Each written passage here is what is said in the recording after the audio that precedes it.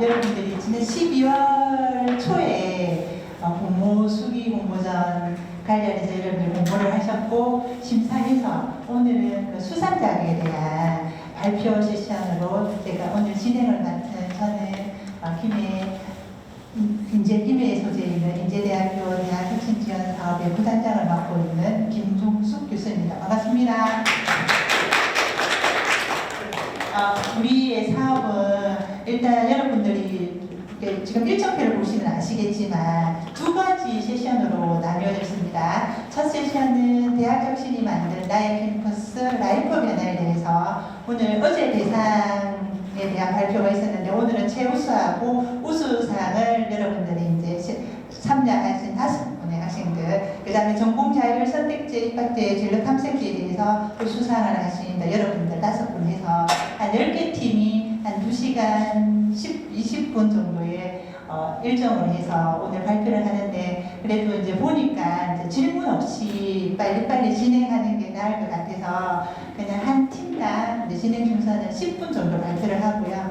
제가 그 원활한 진행을 위해서 한 9분 정도 되면 1분 남았습니다 하면 여러분들께서 마무리해 주시고 이렇게 하면 될 것 같습니다. 진행은 한 세션 끝나고 나서 한 10분 쉬었다가 여러분들 전화하고 두 번째 세션으로 해서 하면 한 12시 10분 정도 하면 마칠 것 같습니다. 그리고 이제 다 마치고 나면 여러분들이 이제 시상하는 장소로 이동해야 되거든요. 3층에 가시면 저희들이 그 메인홀이 있어요. 그러면 여러분들이 거기 가서 수상자는 또 별도의 자리가 있으니까 앞쪽으로 가시면 지정된 이름이 다 있으니까 그 자리에서 착석하셔가지고 마무리 폐회식에서 영광의 수상식을 해서 그 시상을 하시다 수상해서 시상 내용 받으시면 될 것 같습니다. 그러면 오늘 먼저 여러분들이 지금 경쟁이 아니라 내가 어떻게 참여했든지 성과 공개하는 자리이기 때문에 편하게 발표를 하시기 바랍니다. 그러니까 첫 번째는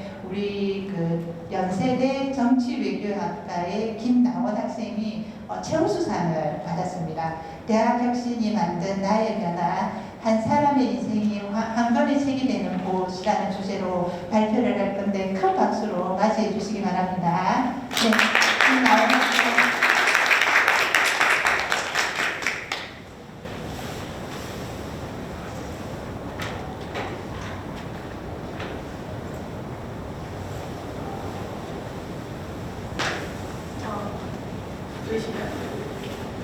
네. 부산이라고 해서 조금 덜 추울 줄 알았는데 너무 추워가지고 기차에서 내리자마자 깜짝 놀랐어요. 그렇지만 서울보다 훨씬 따뜻해서 참 다행입니다. 안녕하세요. 저는 대학혁신 지원 사업, 그 중에서도 워크스테이션이라는 사업을 통해서 어린이 도서관이라고 하는 프로젝트를 기획하고 운영했던 연세대학교 정치외교학과 김나원입니다. 대학혁신이 만든 나의 변화라는 큰 주제로 제가 어떤 활동을 또 진행했고 자세히 소개를 좀 드리고자 하고요. 이 경험이 제 생각이나 또 제 미래에 어떤 영향을 미쳤는지 말씀드리고자 합니다. 어떻게 제가 이 프로젝트를 시작했는지 동기에 대해서 조금 자세히 설명을 드리려고 하는데요. 저는 사실 매주 월요일에 성원대학교에 있는 성원미아쇼 야학에서 한국사 래퍼를 치고 있어요. 벌써 2년 정도 된 것 같은데요.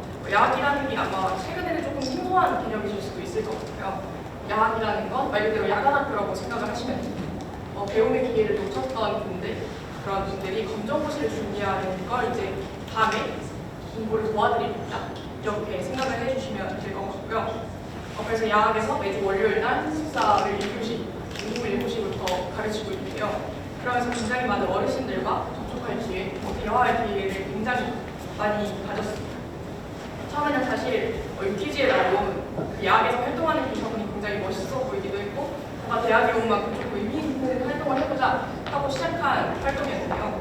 저는 제가 나름 한국사도 가르치고 조금 의미 있는 내용을 학생분들한테 전달할 수 있지 않을까 생각해서 시작한 거였습니다.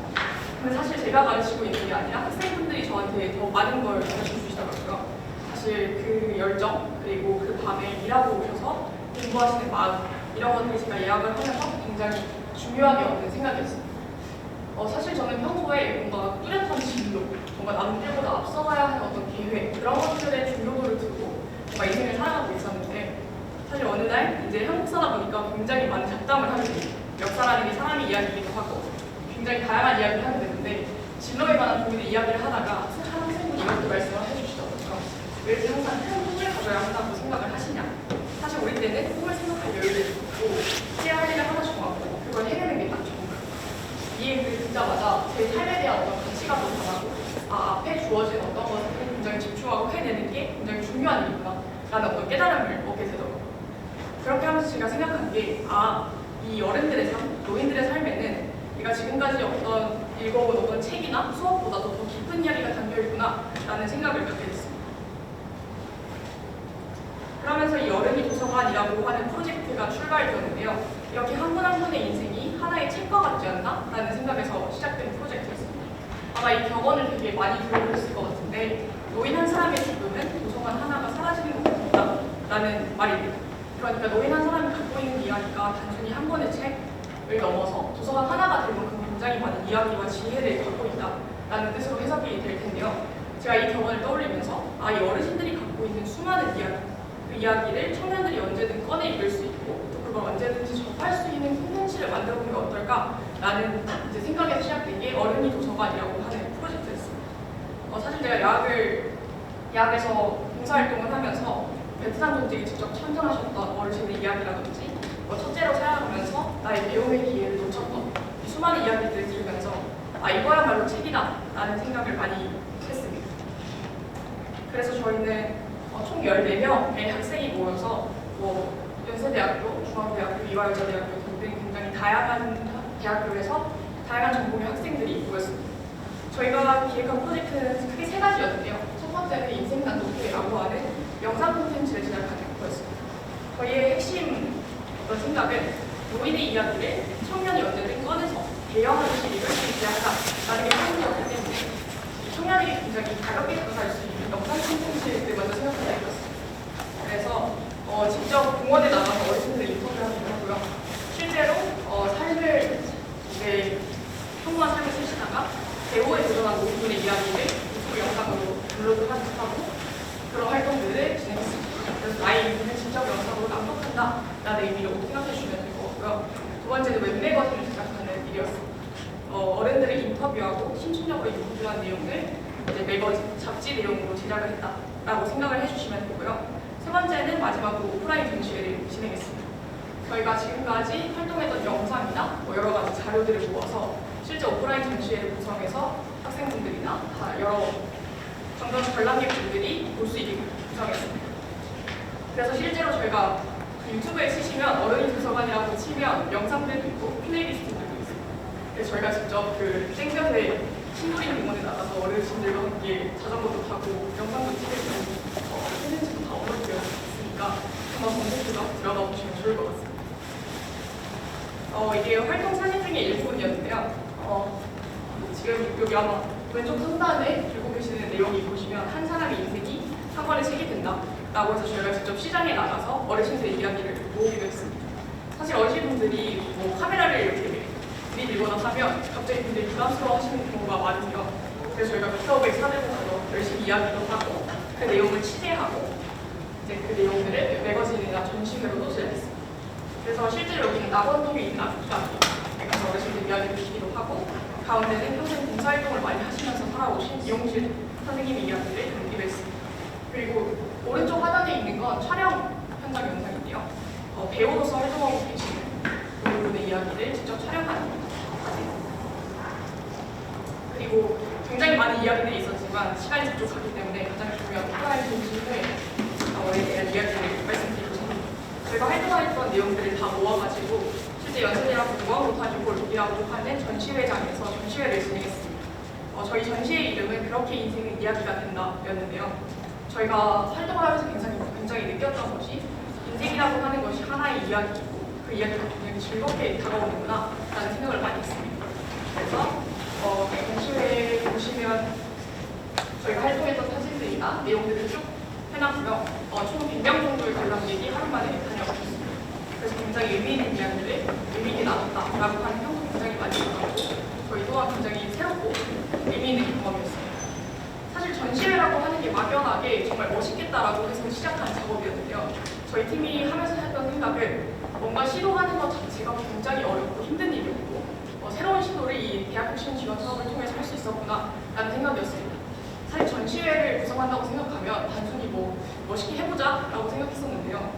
그 글자 크기가 관람객 들한테 어떻게 보일지, 우리가 했던 내용들을 사진 크기를 어떻게 하면 좋을지, 그걸 인쇄를 어떻게 할지, 뭐 여기에 사용되는 도구를 어떻게 대관할지, 정말 하나하나가 정말 커다란 문제로 다가왔고 그 과정에서 정말 많은 문제 해결을 저희가 해냈다라고 팀 소원들이 굉장히 다 같이 느꼈었어요. 그래서 대학혁신 지원 사업을 통해서 저희가 단순히 원하던 프로젝트를 현실화하는 걸 넘어서 굉장히 많은 도전을 하고 그 도전에서 성공과 실패를 경험한 굉장히 중요한 경험을 해냈다라고 말씀드리고 싶습니다. 실제로 언론영상학부 교수님께서 저희 전시를 보시고 수업에 이제 가셔가지고 저희 전시회가 굉장히 의미가 있으니까 다들 참석을 해서 갔으면 좋겠다라고 하는 피드백을 들어서 굉장히 뿌듯했던 마음으로 마무리를 했던 기억이 듭니다. 사실 제가 전시회를 진행하면서 가장 좋아하는 사진인데요. 전시회 한 노인분께서 들어오셔서 저희의 가장 마지막 부분인 시를 이렇게 보시고 계시는 장면입니다. 그게 사실 저희가 진행한 모든 프로젝트를 딱 한 사진으로 요약하자면 이거 아닐까 라고 하는 생각이 들 정도로 정말 의미 있는 사진이라서 이렇게 마지막에 준비를 해봤는데요. 사실 이 시는 제가 수능 특강을 통해서 알게 된 시입니다. 제가 공부를 할 때 굉장히 인상 깊게 봤던 시인데요. 박종선 시인의 누군가 나에게 물었다 라고 하는 시입니다. 시가 뭐냐고 물어봤을 때 나는 시인이 못 되니까 잘 모른다고 대답을 했고, 그런데 걷다 보니 일상의 어떤 사람들, 엄청난 고생이 되어도 순하고 명랑하고 마음 좋고 인정이 있으므로 슬기롭게 사는 사람들이 시인이 아닌가라고 하는 시입니다. 이게 바로 저희 어른이 도서관의 가장 모토이자 제가 또 이 사업을 통해서 제가 갖게 된 생각, 그리고 제 삶에 대한 태도도 아닐까라고 생각이 들어서 이렇게 담아봤습니다. 제가 뭐 야학에서는 이 프로젝트를 진행하면서 만났던 수많은 노인분들에게서는 이 평범한 일상, 유명하지 않더라도 평범하게 꾸준히 성실히 살아온 이 일상이야말로 우리가 조금 책으로서, 교훈으로서 삼아야 하는 그런 모습들이 아닌가라는 생각이 들고 대학혁신 지원 사업을 통해서 저 또한 그런 생각을 다시 한번 드시게 된 것 같아서 그리고 의미 있게 전달드리고 싶었습니다. 네, 감사합니다. 김원 학생의 대학혁신이 만든 나의 변화에 대해서 이제 수기 공모전에 대한 내용을 해주셨는데 진짜 간단한 야학에서부터 시작해서 그 팀 14명의 팀이 이렇게 심층 인터뷰까지 하고 매거진까지 만들고 전시회까지 했다는 걸 보면서 진짜 대단하다고 느꼈습니다. 다시 한번 큰 박수 부탁드립니다. 두 번째 또 최우수상 수상을 한 허윤서 학생은 한국 외국어대 인도학과 학생입니다. 지식을 넘어 지혜를 배우다라는 주제로 오늘 발표를 해주시겠습니다. 큰 박수 부탁드립니다.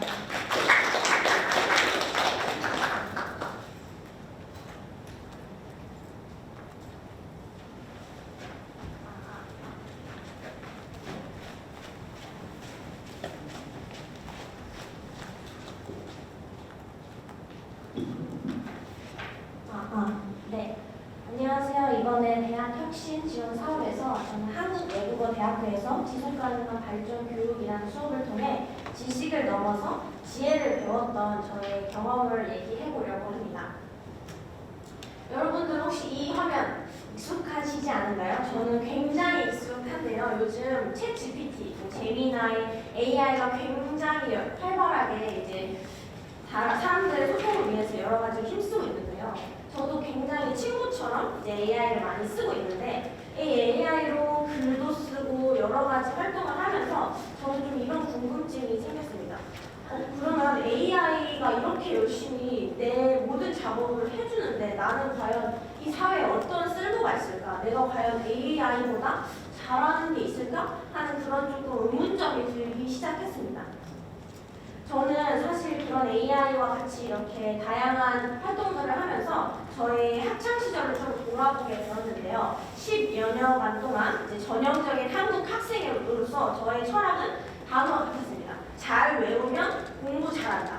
곧 암기가 실력이라고 생각하고 항상 이 암기력에만 집중을 해왔습니다. 대학교 4년간의 생활도 마찬가지였는데요. 사실 저는 언어학부로서 이제 교수님이 말하는 단어 한시도 틀리지 않고 잘 외우는 거. 그렇게 잘 외워야만이 좋은 학생, 공부 잘하는 학생, 학점 잘 받는 학생으로 그렇게 살아왔습니다. 이런 저로서는 이 AI의 등장이 굉장히 혼란스러웠는데요. 그 이유는 AI가 저보다 200배, 300배 암기를 엄청 더 잘하기 때문에 그럼 내가 10여 년 동안 이 배워왔던 이 암기력의 실력은 어떻게 되는 거지? 내가 그럼 지금까지 배워왔던 건 쓸모가 없는 걸까? 하는 의문점이 조금 들기 시작했습니다. 그 와중에 저는 저희 할머니가 지금 치매를 한 5년 정도 앓고 계신데요. 이 사진은 저희 할머니의 사진이고 이 와중에서 그런 고민을 하던 찰나에 이 할머니가 기억을 잃어가시고 단지 1분 전에 저와 했던 이야기도 기억하지 못하는 이 상황을 보면서 기억이란 게 뭘까? 이렇게 인간의 기억력은 시간이 지나고 병을 앓게 되면 금방 휘발되는 것이 기억인데 그럼 결국 뭔가를 잘 외우는 게 결국 똑똑하고 지혜로운 걸까? 그런 판단 아래서 우리 할머니는 이렇게 기억을 하지 못하는데 그럼 어떤 사람으로 평가를 받아야 하는 걸까? 하는 그런 조금 의문점을 가지게 되었습니다. 그래서 마찬가지로 제가 이제까지 알아왔던 지식을 도저 잘 습득하고 외운다는 게 곧 배움인가 하는 배움일까 하는 의문점을 회의감을 조금 갖기 시작했고 그러면은 이 기억에 휘발되지 않는 정말 내가 배워서 체득해서 이 체화할 수 있는 오래 갈 수 있는 지속 가능한 배움이란 뭘까 하는 또 의문점을 가지게 되었습니다. 그러한 계기로 저희 한국외국어대학교에서 지속 가능한 발전 교육이라는 교양 수업이 등장했는데요. 사실 이 수업은 저에게는 전혀 필요하지 않은 수업이었습니다. 왜냐하면 4학년 막학기였고 또 저는 교양 과목을 다 채웠기 때문에 이 수업을 들을 이유가 전혀 없었지만 저는 단순히 지속 가능한 발전 교육? 도대체 지속 가능한 교육이란 뭘까? 이건 어떤 교육인 걸까? 하는 정말 호기심으로 이 수업을 제가 수강하게 되었습니다. 이 수업은 1학기, 2학기 이렇게 1년간의 통합 과정으로 이루어진 수업이었는데요. 1학기는 이제 지속 가능한 발전 교육의 이제 전문가분들이 직접 매주 다른 강사분들이 오셔서 이론식과 토론형을 조금 합쳐서 수업을 진행하였고 2학기부터는 본격적으로 학생들이 프로젝트를 개발해서 어떤 프로젝트를 할 건지 선택을 해서 자유롭게 진행하는 실습 형태로 이루어졌던 수업이었습니다. 저는 그 중에서도 할머니의 레시피라는 프로젝트를 하게 되었는데요. 방금 전 첫 번째 학생분께서 하신 그 프로젝트가 굉장히 일맥상통한 부분이 있는데 저 또한 한 사람의 인생은 한 사람의 책과 같다고 생각을 했던 사람이었고 또 할머니와의 또 저는 유대관계가 있었기 때문에 이 할머니 분들의 이야기들을 기록해 보고 싶다. 또한 요즘 워낙 젊은 세대와 노년 세대가 굉장히 갈등을 빚고 있는데 저희 팀원들은 그렇게 생각을 했던 것 같습니다. 왜 젊은 세대와 노년 세대가 이렇게 갈등을 빚는 걸까? 그 이유는 서로의 이야기를 몰라서 벌어지는 일이라고 생각했거든요. 그러니까 서로의 이야기를 모르기 때문에 이해하지도 못하고 배려하려고 하지도 않는 그런 출발점에서 시작된 게 아닐까라는 생각이 들어서 그러면 우리 학생들과 우리 노년 세대가 조금 소통할 수 있는 기회를 가지면 좋겠다라는 그런 계기로 출발하게 된 프로젝트였습니다. 저희는 그래서 저희 팀은 총 9분의 할머니를 서울에 살고 계시는 9분의 할머니를 직접 저희가 찾아가서 인터뷰를 하는 과정을 겪었었는데요. 그 과정을 통해서 정말 이 9분의 할머니가 누군가에게 너무나 소중한 어머니이면서도 따님이면서도 정말 이 한 세대를 살아낸 누구보다 소중한 주인공, 삶의 주인공이라는 것을 밀접하게 느끼게 된 경험이었습니다. 그 와중에서 할머니분들은 저희를 만날 때마다 하시던 이야기가 있었어요. 고마워요 학생, 내 얘기를 들어줘서. 사실 저희는 한 게 없었습니다. 그저 할머니분들과 같이 앉아서 할머니분들의 인생 이야기를 조금 들었을 뿐인데 그 경청의 힘이 할머니분들에게는 본인의 인생이 엄청 존중받고 있다는 소중한 기회로 다가온다는 걸 느끼면서 이 시대에서 이 경청이 얼마나 소중한 가치인가를 느끼게 되었던 시간이었습니다. 그래서 저는 그렇게 생각했습니다. 아, 그러면 AI가 하지 못하는 우리는 어떤 삶을 살아가야 할까? 저는 AI는 이제 기존의 이야기들, 정보들을 누구보다 빠르게 찾아올 수 있지만 AI가 하지 못하는 것은 지금 어딘가에 숨겨져 있는 우리의 진짜 이야기. AI가 못하는 것, 우리가 삶을 살아가는 것 자체는 우리 사람만이 할 수 있구나. 그 진짜 인생 이야기를 찾아낸다는 것이 얼마나 보람찬 일인가를 더욱더 깨닫게 된 시간이었습니다.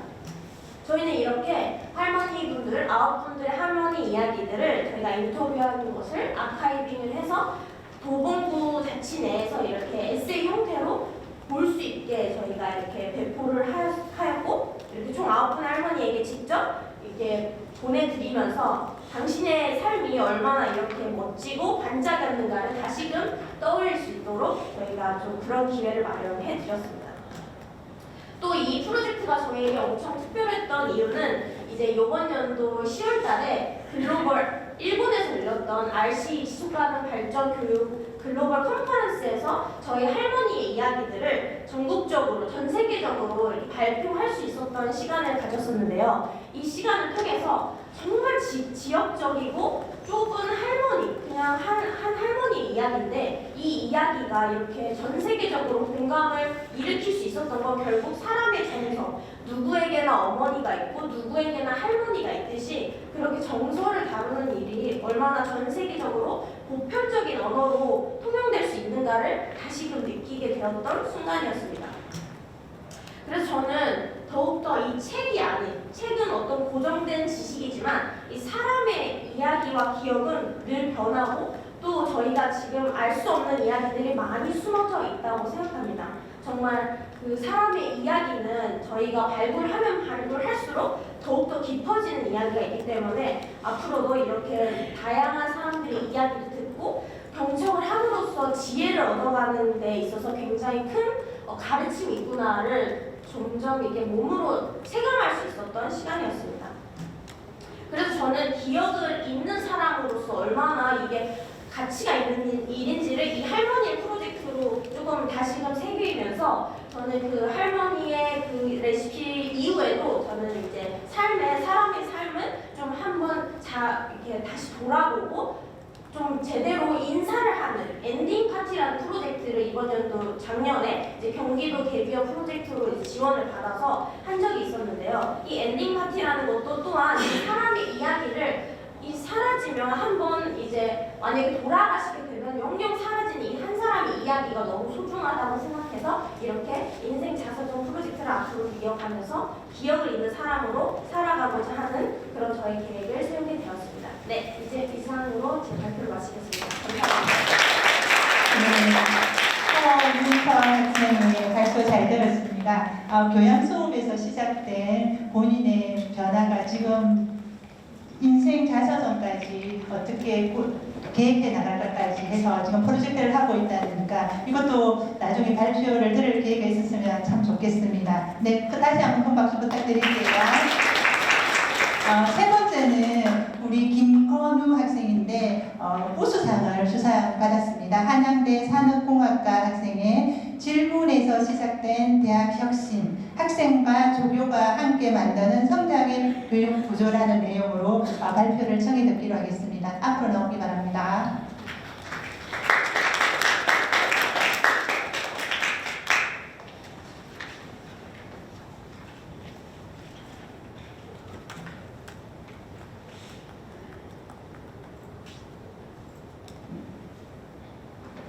네, 바로 발표 시작해보도록 하겠습니다. 안녕하세요. 한양대학교 산업공학과 학생 김건우입니다. 여러분은 혹시 캠퍼스에서의 전공부와 대학생으로서의 경험이 졸업 이후 사회에서 소비되기 위한 준비 과정이라고 생각해본 적 없으신가요? 저는 오늘 대학 혁신이 만든 나의 캠퍼스 라이프 변화의 주제를 통해 대학 혁신이 한 학생의 질문과 역할의 변화가 어떻게 실제 교육 현장을 바꿨는지를 제 경험을 중심으로 말씀드리고자 합니다. 먼저 제 발표의 흐름을 간단히 말씀드리자면 하나의 질문부터 시작해 해외 수업 경험을 거쳐 캠퍼스에서의 현장 실천으로 어떻게 이루어졌는지로 이렇게 진행됩니다. 그럼 그 질문이 어디에서 시작됐는지부터 말씀드리면서 본격적으로 진행해 보도록 하겠습니다. 제 대학 혁신은 캠퍼스 안이 아니라 캠퍼스 밖의 한 부지에서 시작되었습니다. 23년도 여름방학 캄보디아 해외봉사 당시 북백이라는 작은 마을에서 그곳에서는 교과서도 전기도 체계적인 교육 인프라도 부족했습니다. 그럼에도 불구하고 아이들은 교육을 포기하지 않고 있었습니다. 그 이유는 단 하나인데요. 누군가가 끝까지 함께해주는 그런 구조가 있었기 때문입니다. 이 경험을 통해 저는 처음으로 질문하게 되었습니다. 교육의 질은 무엇을 결정되는가? 이 질문은 이후 제 대학생활 전반과 대학 혁신을 바라보는 관점을 근본적으로 바꾸는 출발점이 되었습니다. 이 질문은 저를 네덜란드 스웨덴 대학교로 이끌었는데요. 교환학생으로 경험한 이곳의 전공 수업은 정답보다 질문이 먼저 제시되는 그런 수업이었습니다. 특히 인상 깊었던 건 그 실습과 프로젝트 멘토링 이 구조 속에서 이 다층적인 구조 시스템이었는데요.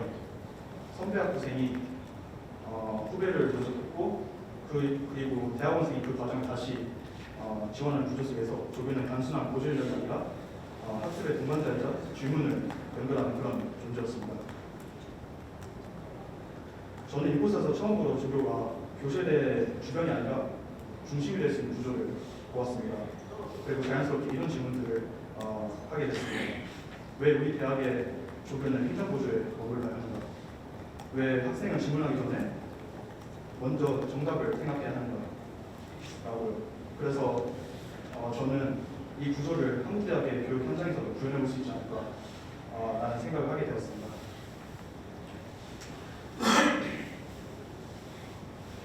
이 질문은 실제로 실현해 볼 수 있었던 곳이 바로 한양대학교 25년도 신설 자율전공학부인 한양 인터칼리지였습니다.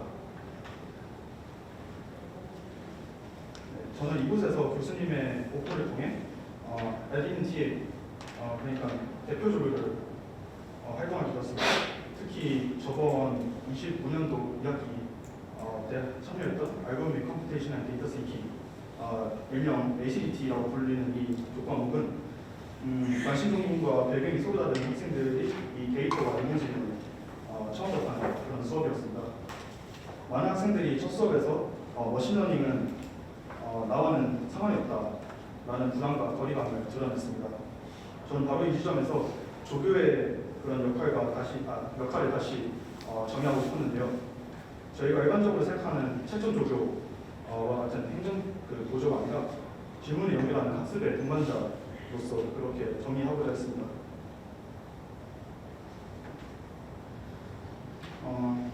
수업은 전반적으로 프로젝트 중심으로 운영되었습니다. 강의에서는 머신러닝 모델의 이론적 배경을 학습하고 이를 프로젝트에 직접 적용해 나갔습니다. 학생들은 프로젝트에 활용될 모델을 스스로 탐색하고 연구하며 이해관계자에게 제안할 이 실물 프로토타입을 최종적으로 완성했습니다. 그리고 최종적으로 인터칼리지 오픈데이라는 한양대학교 구성원을 비롯한 모든 방문객들이 직접 보고 체험할 수 있는 전시회를 기획하고 운영했습니다.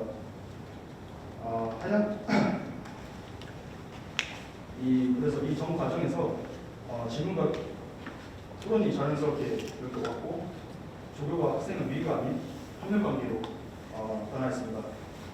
실제로 팀 내에서나 학생들 간 다양히 엇갈릴 때마다 저는 정답을 제시하기보다 각자 학생들의 질문을 정리해서 함께 공유할 수 있는 그런 기반을 마련했고 학생들이 서로의 고민에 답을 덧붙일 수 있도록 이 토론의 장에 라는 역할에 집중했습니다.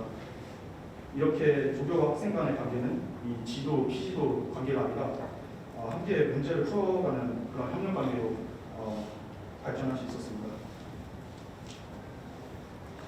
이 경험은 저희 지도 가치관에도 큰 변화를 가져왔는데요. 저는 더 이상 지식을 잘 배우는 학생에 머무르지 않게 되었습니다. 이제 저는 배움과 협력이 잘 일어날 수 있도록 구조를 설계하는 사람을 지향하게 되었습니다. 제가 전공과 연구를 통해 다루는 AI 모델 역시 효율을 높이기 위한 그런 도구가 아니라 사람을 이해하고 지원하기 위한 그런 도구로 바라보게 되었습니다. 그래서 투명하고 설명 가능한 인간 중심의 AI 기술을 통해 배움과 협력 구조를 사회의 다양한 현장 속에서 연결하는 그런 진로를 구체적으로 그리게 되었습니다.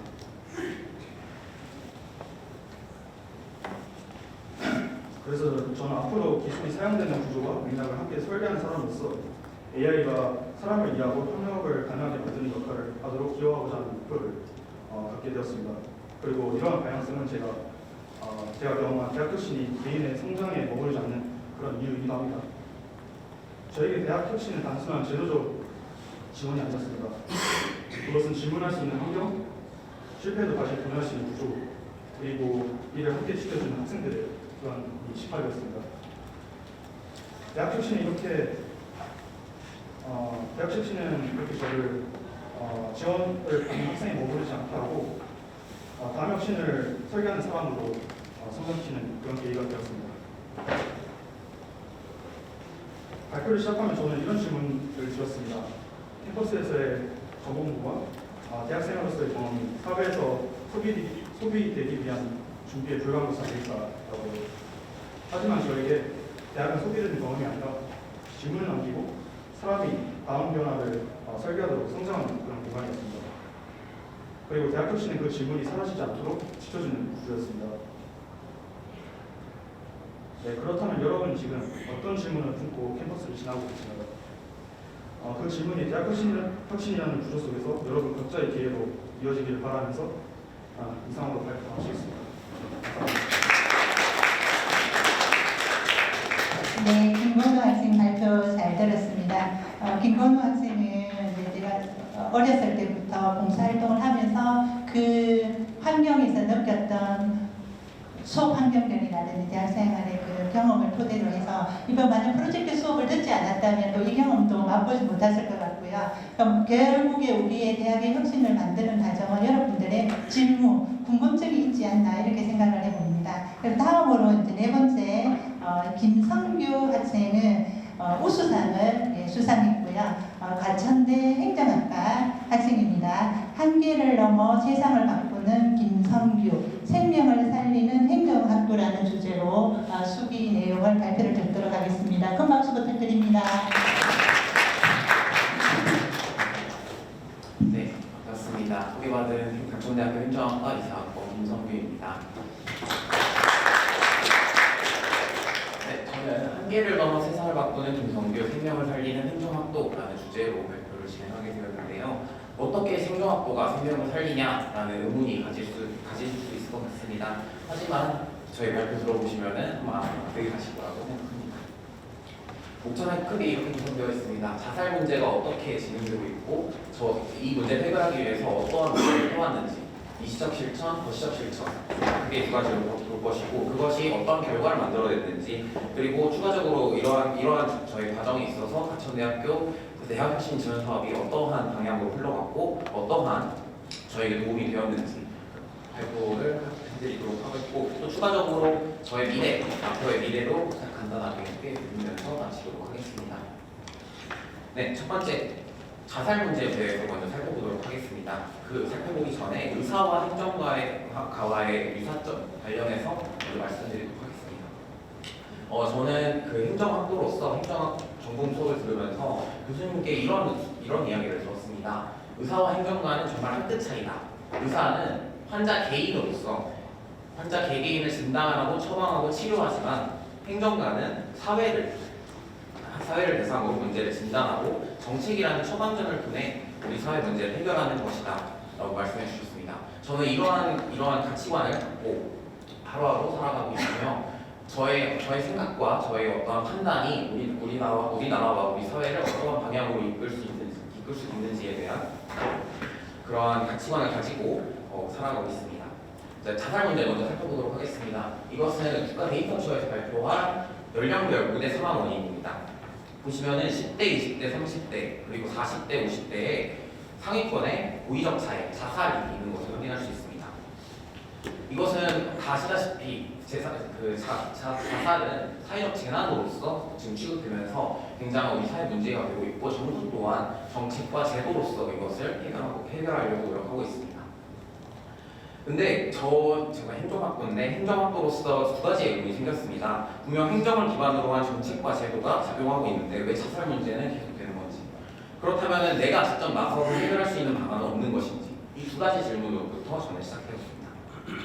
저는 먼저 자살 문제를 바라보는 패러다임을 전환시켰습니다. 원래 기존 행정학도라면은, 행정학이라면은 국가가 어떻게 작용하고 국가가 어떠한 자살 문제를 해결하기 위해서 어떠한 노력을 하고 있는지에 대해서 살펴보겠지만, 저는 좀 다르게 제가 할 수 있는, 저만이 할 수 있는 어떠한 것이 있으면은 나서자라는, 내가 직접 나서서 자살 문제 해결에 앞장서보자라는 포부를 가지고 이런 활동을 시작하게 되었습니다. 네, 그러한 활동의 일환이 바로 자살 유발 정보 모니터링 활동이었습니다. 이것은 한국생명존중희망재단과 경기도 자살예방센터가 주관하는 자살 유해 정보 모니터링 활동인데요. 온라인상에 있는 자살 유해 정보를 모니터링해서 이것을 보고하고 보고서를 작성해서 이것을 검토가 완료되면은 한국생명존중희망재단 이름으로 그 SNS 관리자에게 그 삭제 요청이 가게 됩니다. 이러한 활동을 해왔고, 저는 추가적으로 살펴보면 자살 유발 정보와 유해 정보의 차이는 위협했습니다. 네, 이러한 활동을 하기 위해서 기본적으로는 수강을 해야 됩니다. 보고 듣고 말하기라는 보건복지부에서 하는 자살 예방 해명 지킴이 교육이 있는데요. 이것 또한 수료를 하였고, 네, 본격적으로 자살 유발 정보 모니터링을 하면서 굉장히 많은 정보들을 보았습니다. 이것들은 굉장히 수위가 낮은 것들 위주로 저희가 갖고 왔는데, 권총이나 투신 자살에 대한 그것을 비교하면서 관련한 정보가 있었고, 또 동반 자살을 구하는 그런 것과 옥상에서 자기 떨어지겠다라는 식의 그러한 자살 유발 유해 정보들, 정말 많은 것들을 해봤습니다. 이런 것들을 어떻게 운영이 되는가, 어떤 방향으로 메커니즘이 운영되는가 살펴보면은, 모니터링 보고서, 제가 모니터링 단원으로서 모니터링 보고서를 제출하게 되면은 한국생명존중희망재단에서 모니터링 보고서를 검토하게 되고, 검토가 완료된 보고서는 해당 SNS 측에 연결되어서 삭제 요청 및 삭제가 진행되게 됩니다. 이렇게 하루하루 활동을 하게 되면서 정말 제가 진정 하고 있는 활동이 정말 효과가 있는 것인지에 대한 의문이 있었는데요. 그러다가 하나의 게시글을 보게 되었습니다.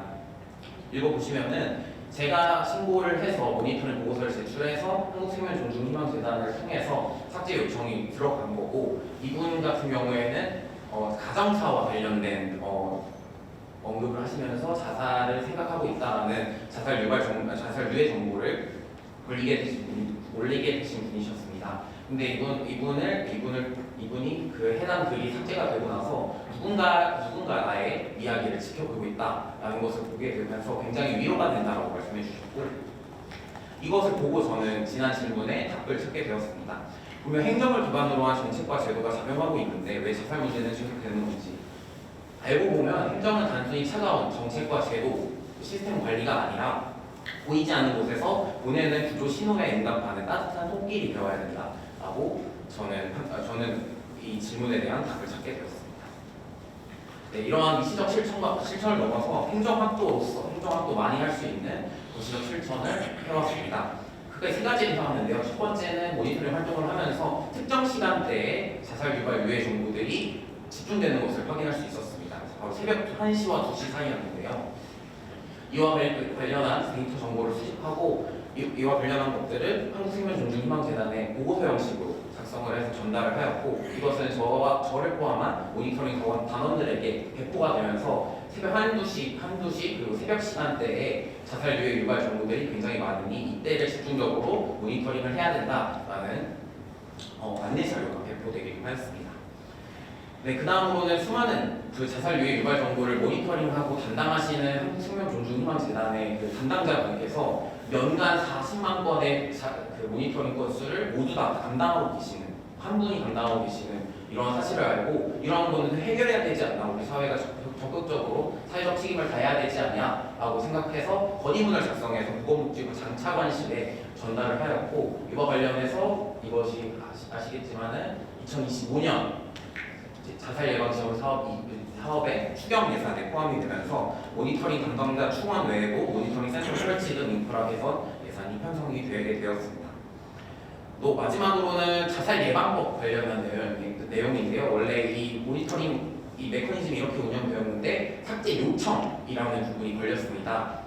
실제로 SNS 측의 모니터링 검토 보고서가 완료가 돼서 전달이 되더라도 SNS 측이 만약 협조를 하지 않는다면 삭제가 되지 않는 거의 이 모니터링 활동이 무용지물되는 그런 상황이었습니다. 그래서 이것을 해결하기 위해서 자살 예방법이라고 불리는 자살 예방 및 생명 존중 문화 조성을 위한 법률 일부 개정 법률안을 관련해서 정책 세미나라든지 그 포럼 이런 곳에 진도를 참관하면서 활동을 해왔고, 추가적으로 제가 보고서를 계속 모니터링 보고서를 계속 제출했고, 이것 또한 이러한 많은 자살 유해 유발 정보들이 많다라는 것을 근거로 해서 법률이 제어되었으며 통과되었다라고 보시면 될 것 같습니다. 네, 결과를 살펴보면은 지금까지 한 총 모니터링 건수는 총 15,000건에 달하고요. 총 봉사 시간은 1,200시간입니다. 네, 이런 활동을 하면서 많은 성과도 났는데요. 제1회 대한민국 봉사와 능력 우수사례 공모전에서 행정안전부 장관상을 수상을 하기도 하였고, 경기도지사 상도 수상하였습니다. 또 추가적으로 용인 특례시에서, 제가 용인 특례시에 거주하고 있는데 용인 특례시에서 용인 특례시장 표창도 해주시며, 저희 가천대학교에서 진행하는 가천인재상이라는 곳에 지원을 하여서 교육 이념을 잘 구현한 친구들에게 수여하는 가천인재상을 수상하기로 하였습니다. 마지막으로 가천대 대학혁신 지원 사업과 저희 미래 소개해드리고 마치도록 하겠습니다. 대학혁신 지원 사업, 가천대학교의 대학 비전은 새로운 길, 한계를 넘어 세상을 바꾸는 가천대학교입니다.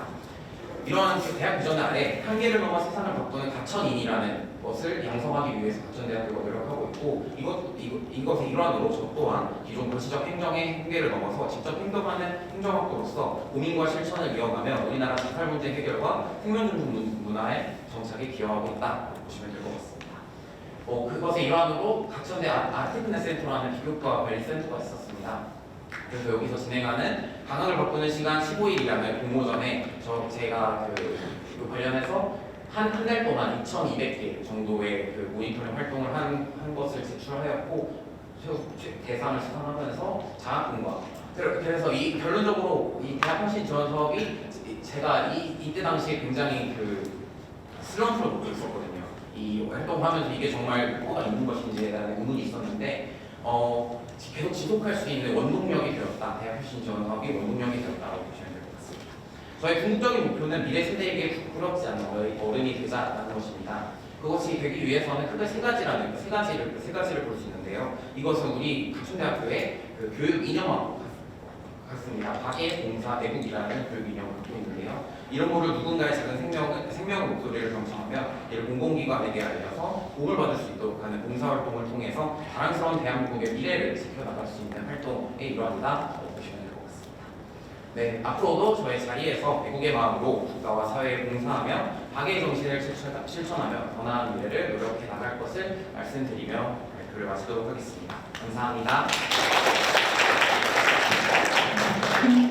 명부 대단합니다. 네, 큰 박수 부탁드리고요. 하나의 자살이라는 그 단어에서 시작해서 자기주도적인 학습을 통해서 관련된 내용을 수료하고 그걸 또 실천해가는 그 과정이 너무 대단했고요. 그 다음에 이제 행정학교니까 정책이 어떻게 편성되는지도 이제 실제 전공에서 알았기 때문에 관련되는 교육부까지 예산 편성까지 가는 거는 실제 담당자들도 참 힘든 과정의 하나이거든요. 그걸 통해서 학생이 했다는 게 그게 진짜 대단합니다. 지금 제가 궁금해서 성비 학생이 몇 학번인지 알고 2,4학번인 거예요. 2학년에 행정학과 학생들이 배워야 될 전공 과목이 꽤 많아요. 그 과정에도 자기가 이렇게 활동을 하려면 주말도 없었을 것 같고 저녁에 잠도 안 잤을 것 같은 김성규 학생의 바쁜 대학 생활을 생각해 보았습니다. 다시 한번 큰 부탁드립니다. 마지막으로 우리 이제 캠퍼스 라이프 변화에서 우수상을 수상한 한림대 사회복지학과 김수림 학생의 발표가 있겠는데요. 주제는 나의 길을 찾게 한 혁신, 한림대학교에 관한 주제로 발표를 하겠습니다. 예, 큰 박수 부탁드립니다. 안녕하세요. 저는 한림대학교 사회복지학부에 재학 중인 1학번 김들입니다. 반갑습니다. 일단 부산 백스코란이라는 영광스러운 자리에서 여러분을 만나뵐 수 있게 되어 너무 영광이고요. 발표에 앞서 제가 이번 주에 PPT를 변경하게 되었습니다. 하지만 여기 도록에는 수정 전에 PPT가 되어 있어서 참고해서 경청해 주시면 감사하겠습니다. 네, 저는 이제 목차로 출발점부터 이제 대학 혁신지원 사업의 핵심 활동, 나의 성장과 역량, 관점 변화, 그리고 성과 의미, 대학 혁신지원 사업의 가치를 다루었습니다. 먼저 저는 학교 밖 청소년입니다. 2019년 2월 19일 고등학교를 자퇴하게 되면서 소속이 없어지게 되었고, 저는 그래서 꿈드림에 진학을 하게 되었습니다. 꿈드림에 다니면서 이제 검정고시와 수능을 병행했지만 이제 진로나 고민 상담으로 선생님을 찾아갔을 때 선생님이 자퇴를 해보지 않아서 모르겠어, 그 길을 걷지 않아서 모르겠어라는 대답을 하셨습니다. 저는 이제 물론 아이에게 상처가 될까봐 하신 말씀이시겠지만 실질적으로 공감과 해결이 안 되었다는 그런 아쉬움이 남았고, 그래서 이들을 도와주고 싶은데 어떻게 할 수 있을까를 고민하다가 사회복지학부에 진학해서 1학년짜리 꿈드림에 취업하는 것이 이제 하나의 목표가 되었습니다. 그래서 저는 이 문제의식을 깨닫고 본교 사회복지학부에 입학했고 20살에 이제 여성가족부와 충정을 하는 꿈드림에서 함께하는 검정고시 멘토로 강연을 하러 가게 되었습니다.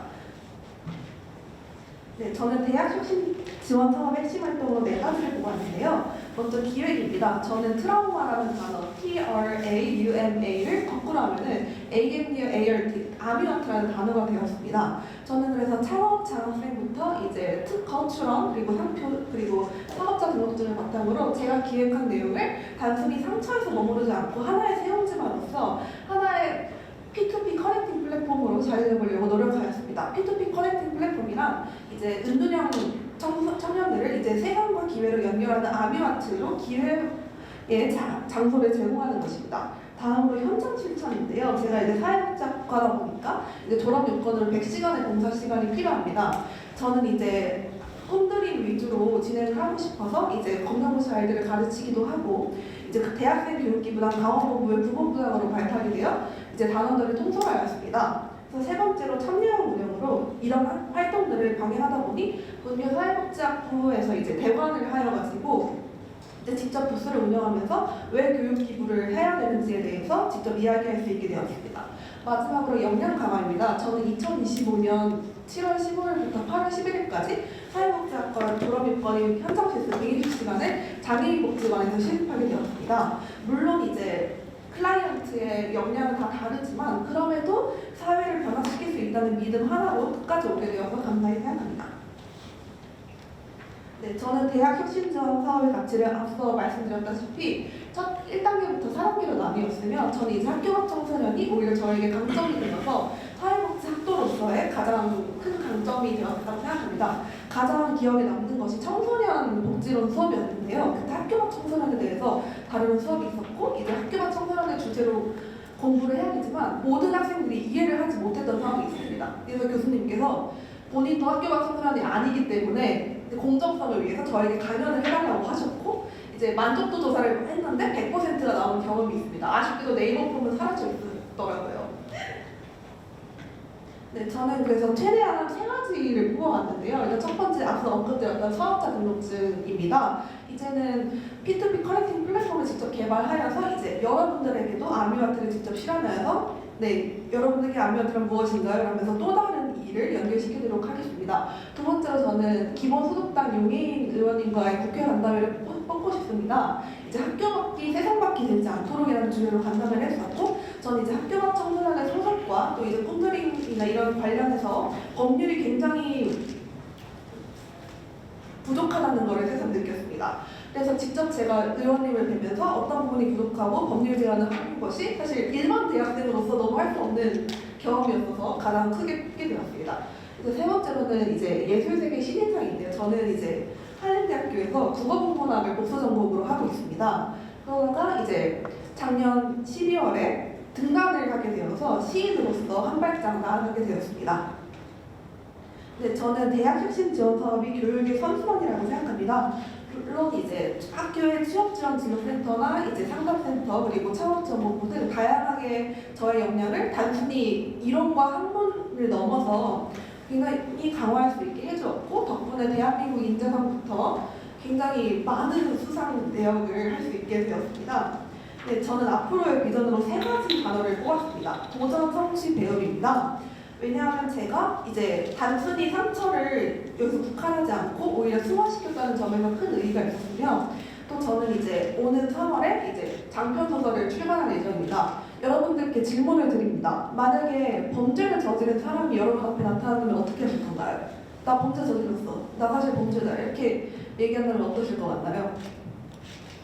되게 함부로 얘기하기 어려운 주제라고 생각합니다. 저도 이제 2학년 때 사회복지 해설론 수업을 들으면서 교수님께서 만약 범죄를 저지른 클라이언트가 온다면 어떻게 할 것인가 라는 질문에 처음에는 피하고 싶다라고 대답을 했습니다.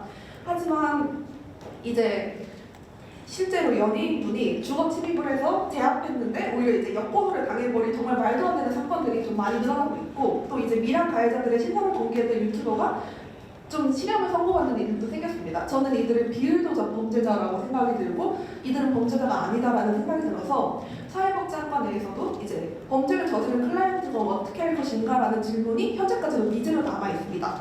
그래서 저는 실제 사례들을 바탕으로 법률까지 다 판단을 해서 비율도적 범죄자를 주제로 한 장편 소설을 오는 3월에 출간 예정이고 많은 사람들에게 조금 더 기감이 될 수 있도록 꾸준히 사유하고 나아가도록 하겠습니다. 네, 백스코라는 이 멋진 자리에서 이렇게 훌륭한 분들을 만날 수 있어서 큰 영광입니다. 발표를 들어주셔서 너무 감사합니다. 네, 김수민 학생 발표 감사드립니다. 학생의 청소년에 대한 관심이 많아서 봉사로 시작된 그 하나의 활동에서 또 대학 전공에 있어서 사회복지학과를 전공하고 그래도 열심히 했는데 또 하다 보니까 우리 하는 활동에서 필요한 부분이 또 국문학 쪽이고 뭐 이렇게 하니까 복수 전공을 시작해서 지금은 장편 소설가로 곧 등단도 했지만 출간된 예정이라고 해서 내가 관심이 있으면 나의 전공인 발전해 가면서 융합형 우리 가고 있는 수림학생의 생활 라이프 스타일 변화를 잘 들었습니다. 앞으로 우리 오늘 수상한 5명의 학생은 대학 생활에서 이 정도로 멋지게 생활을 했다 하면 졸업 후에 분명히 내가 원하는 곳에서 당당하게 우리 대한민국을 우리 사회를 혁신적으로 이끌어갈 인재라고 생각합니다. 이래서 제가 좀 아쉬운 점은 우리 이 홀이 가득 찼으면 좋겠는데 그래도 우리 옆에 있는 우리 교수님들의 직원들이 다 들었을 거라고 생각을 하거든요. 스스로에게 큰 박수 치면서 우리의 문화가 모든 우리 138개의 대학과 학생들한테 전파되기를 바라면서 1 섹션을 마치고요. 잠시 쉬었다가 2번째 섹션으로 이어가도록 하겠습니다. 네. 혹시 중간에 로비에 커피라든지 있으니까 마시고 10분 뒤에 다시 뵙도록 하겠습니다.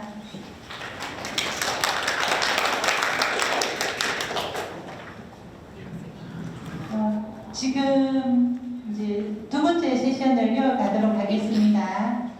밖에 계신 분들은 안쪽으로 들어오시면 되는데 또 시간 관계상 먼저 진행하면 들어오실 테니까 바로 진행하도록 하겠습니다. 지금 대학가에서는 이제 대부분 입학 모집들이 다양한데 전공 자율 선택제에 안착을 위해서 다양한 사업들을 추진하고 있고 교과도 많이 변신을 하고 있습니다. 저희 인제대 같은 경우에는 올해 2026년부터 전면 시행으로 해서 거의 48명 정도 학생을 이번에 이제 모집할 예정이고요. 제가 또 관심 있는 또 분야이기도 합니다. 그래서 우리 학생들이 그동안 1학년 동안 그러면 2학년 때 전공 입학제로 들어온 학생들도 있을 거예요. 그 과정에서 내가 어떻게 진로를 탐색했는지 그 과정을 생생하게 듣는 시간에 제가 이 자리를 함께해서 너무 기쁘고요. 기대가 됩니다.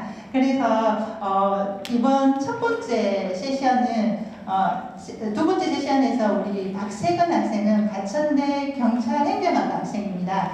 수기 최우수 공모장으로 당선이 되었고요. 주제는 전공 학제의 소비자를 넘어 자율 전공 프로듀서가 되라라는 주제로 발표를 하겠습니다. 큰 박수로 부탁드립니다.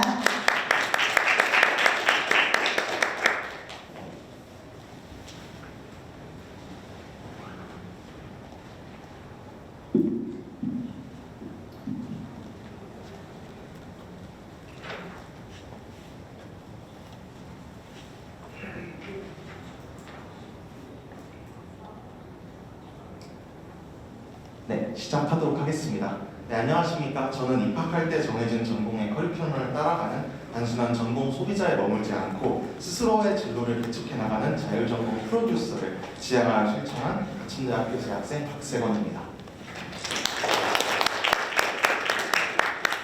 오늘 제가 할 발표는 AI를 활용해 진로를 탐색하고 공모전 활동으로 나의 역량을 증명해보면서 전공을 선택했던 지난 1년간의 자율전공 기록을 바탕으로 제가 어떻게 불안감을 이겨내고 진로를 확신하게 되었는지 그 여정을 공유해보고자 합니다. 학교 생활의 시작은 자율전공이라는 자유의 기쁨보다 불안감이 먼저 다가왔었습니다. 선택 가능한 학과들의 장단점을 소개하는 입학 설명회와 이후 만나는 선배들의 전공 경험을 들을수록 선택에 혼란이 생기고 미래 계획도 모호해져 왔었죠. 고등학교같이 주어지는 시간표도 없고 주어진 전공의 방향성도 없는 상태에서 2월 수강 신청부터 하나하나 제가 알아서 선택하는 상황에 중압감을 느꼈었습니다.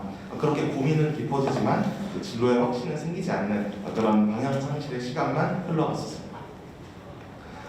이렇게 제가 흔들릴 때 중심을 잡아주었던 것은 국어 수능 특강에 나왔던 안도현 시인의 단단한 고요라는 시였습니다. 도토리가 북이 되기 위해서는 햇볕을 견디고 또 그런 겨울의 차가움을 이겨내고 자라나 땅에 떨어지고 삶아지고 또 단단하게 응고되는 그런 여러 가지 시련과 숙성의 시간을 견뎌야 하듯이 저도 제 자신을 알아가는 내면화의 시간이 필요하다고, 그것이 중요하다는 점을 느끼게 되었습니다. 저는 고등학교 때부터 법학, 행정학 분야에 관심이 많았기에 이 분야를 중심으로 탐구를 시작했었습니다. 학교에서 개최하는 다양한 학회 세미나와 학과 워크숍 등을 찾아다니면서 그런 여러 비교과나 다양한 정보들을 수집하였고, 비교과 공모전 활동에도 도전해보면서 제가 관심이 생기고 잘하기도 하는 분야들을 찾아보았습니다. 탐색 끝에 제가 얻었던 결론은 명확하였습니다. 내가 어느 과에 소속이 되겠다보다 내가 이 학문을 통해 어떤 문제를 해결하고 싶은가를 찾는 것이 훨씬 중요하다는 사실입니다. 사회과학 분야는 전공마다 방식은 달랐지만 공유되는 공공의 가치가 존재했는데 그렇게 각각의 시각으로 전공별 경계를 넘나들며 고민해볼 수 있는 관점은 자율전공 학생만이 누릴 수 있는 특혜이자 그런 경계의 시선 위의 이득이라고 느꼈습니다. 그렇게 법학과에서는 법규의 논리적 구조와 공정성을, 행정학과에서는 정책이 설계되고 집행되는 그런 메커니즘을, 마지막으로 경찰 행정학과에서는 실제 현장에서 공권력 집행이 어떻게 진행되는지를 중심으로 학습하였습니다. 이 세 가지의 학문은 사회 안전과 정의 실현이라는 목표를 향해 연결되어 있었습니다. 저는 이러한 융합적 경험을 통해 어느 한 과에 매몰되지 않고 문제를 다각도로 분석해보면서 사고의 유연성을 높이는 역량을 얻는 데 주력하였습니다. 이 과정에서 저의 진로 탐색 활동은 비교과 활동뿐만 아니라 해양경찰청 청년 패널, 신도시 상가 공시 문제 해결을 위한 시청 조례 개정안 작성, 구민회관 어르신들을 대상으로 한 AI 활용 도우미, 또 잠실 석촌호수 전시회 큐레이터와 같은 학교 밖 활동들까지 다양하게 이루어졌고, 멘토링 활동과 각종 공모전 참여로 확장해 나갔습니다.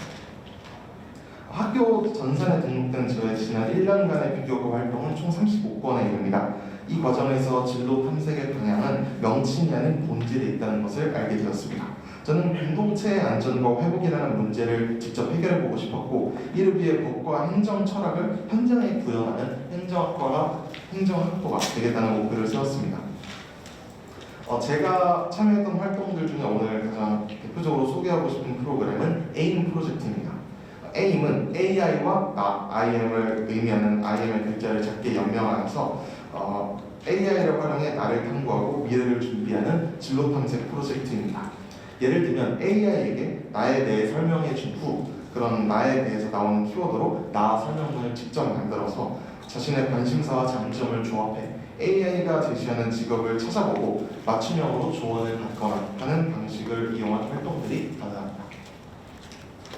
진로의 목표가 정해진 후 저는 인공지능을 활용한 진로 설계를 구체화하였습니다. AI를 단순한 공식 도구가 아닌 나의 객관적인 거울이자 데이터 기반 멘토의 기능으로 활용해 보았는데, 저의 장단점을 막연한 추측이 아닌 데이터로 파악해보고 한 달간 실증적으로 검색하여 검증할 수 있는 진로 실험을 병행해 보았습니다.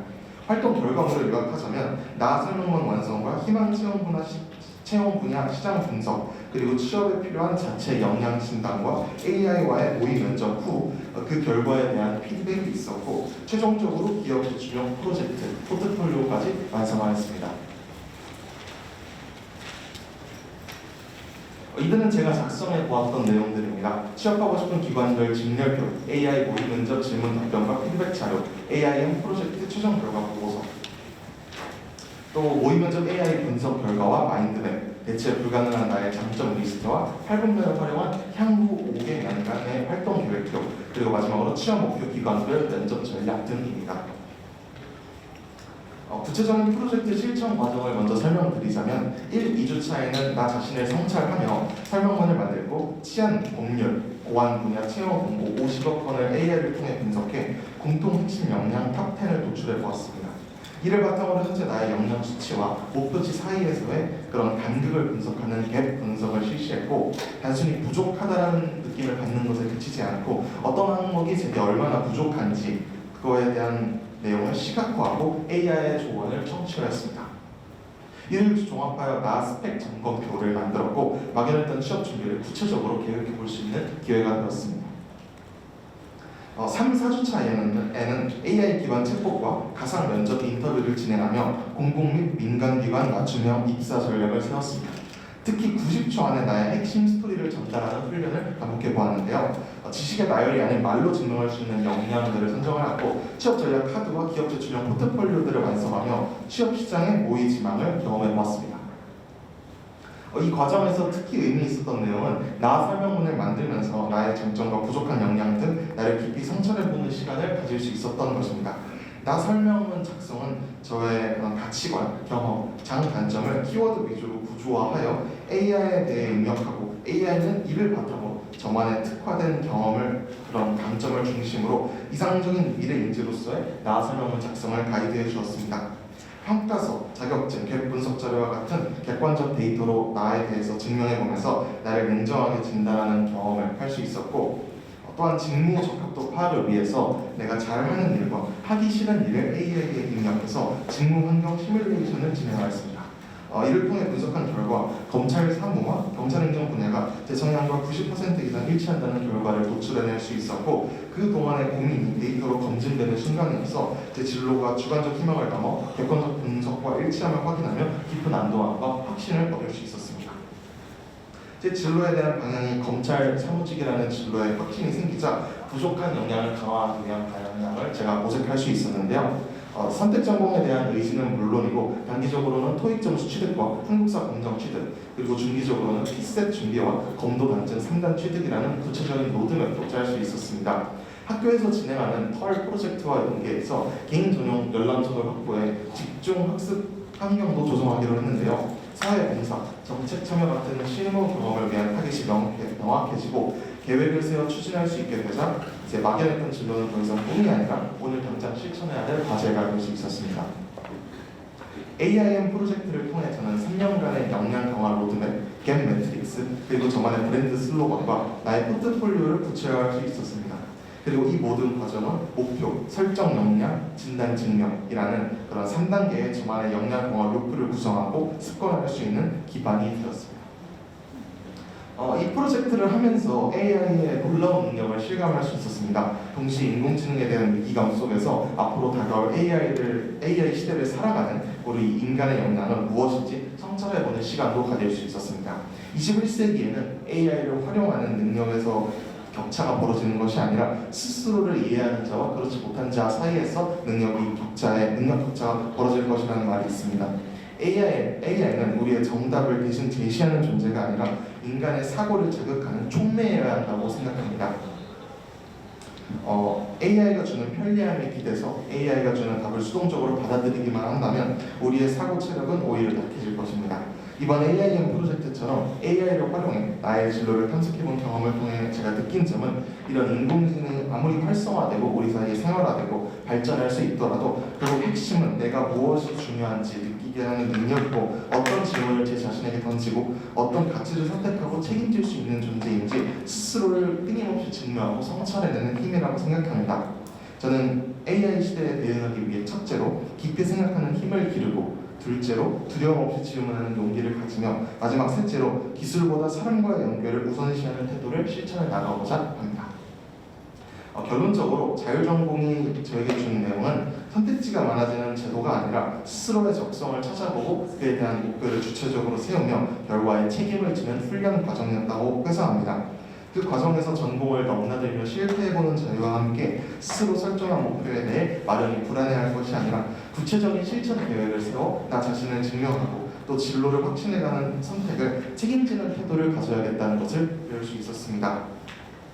수많은 부딪힘과 인내의 끝에서 만들어지는 덕분님처럼 정확한 진로가 정해지지 않았기에 더 자유로웠던 저의 자율전공 시간은 제 인생 속 소중한 성장의 밑거름이 될 수 있었습니다. 저의 이야기가 이렇게 여러분들에게 작은 울림이 되었기를 희망합니다. 지금까지 박세원이었습니다. 박세건 선생의 처음에는 불안으로 시작된 대학 생활이었지만 비교과 활동 중에서도 특히 에임 프로젝트를 통해서 원래 또 우리 젊은 학생이 요즘 핫한 이슈다 보니까 그걸 통해서 본인의 적성을 알아가고 최종 경찰행정까지 선택하는 계기를 수기를 잘 담은 것 같습니다. 그리고 특히 관심이 있다 보니까 밖에서 했던 해양경찰청 청년의 국민 패널로 참여한 것도 저도 잘 관심이 있어가지고 체크를 했는데 이건 스스로 참여한 거예요. 학교에서 연계해서 간 건지 그것도 궁금합니다. 이것은 제가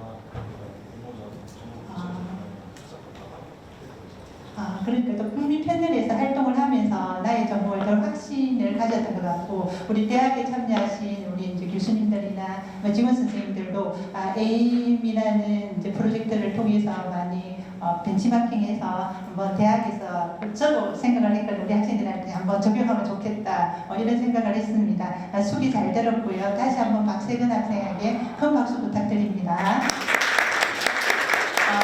다음은 이서빈 학생인데요. 이서빈 학생은 한양대 에리카 자율전공학부 학생으로 최우수상으로 수상한 학생입니다. 주제는 물음표로 가득했던 나의 캠퍼스, 혁신을 만나 느낌표가 되다라는 주제로 발표를 해주겠습니다. 큰 박수 부탁드립니다.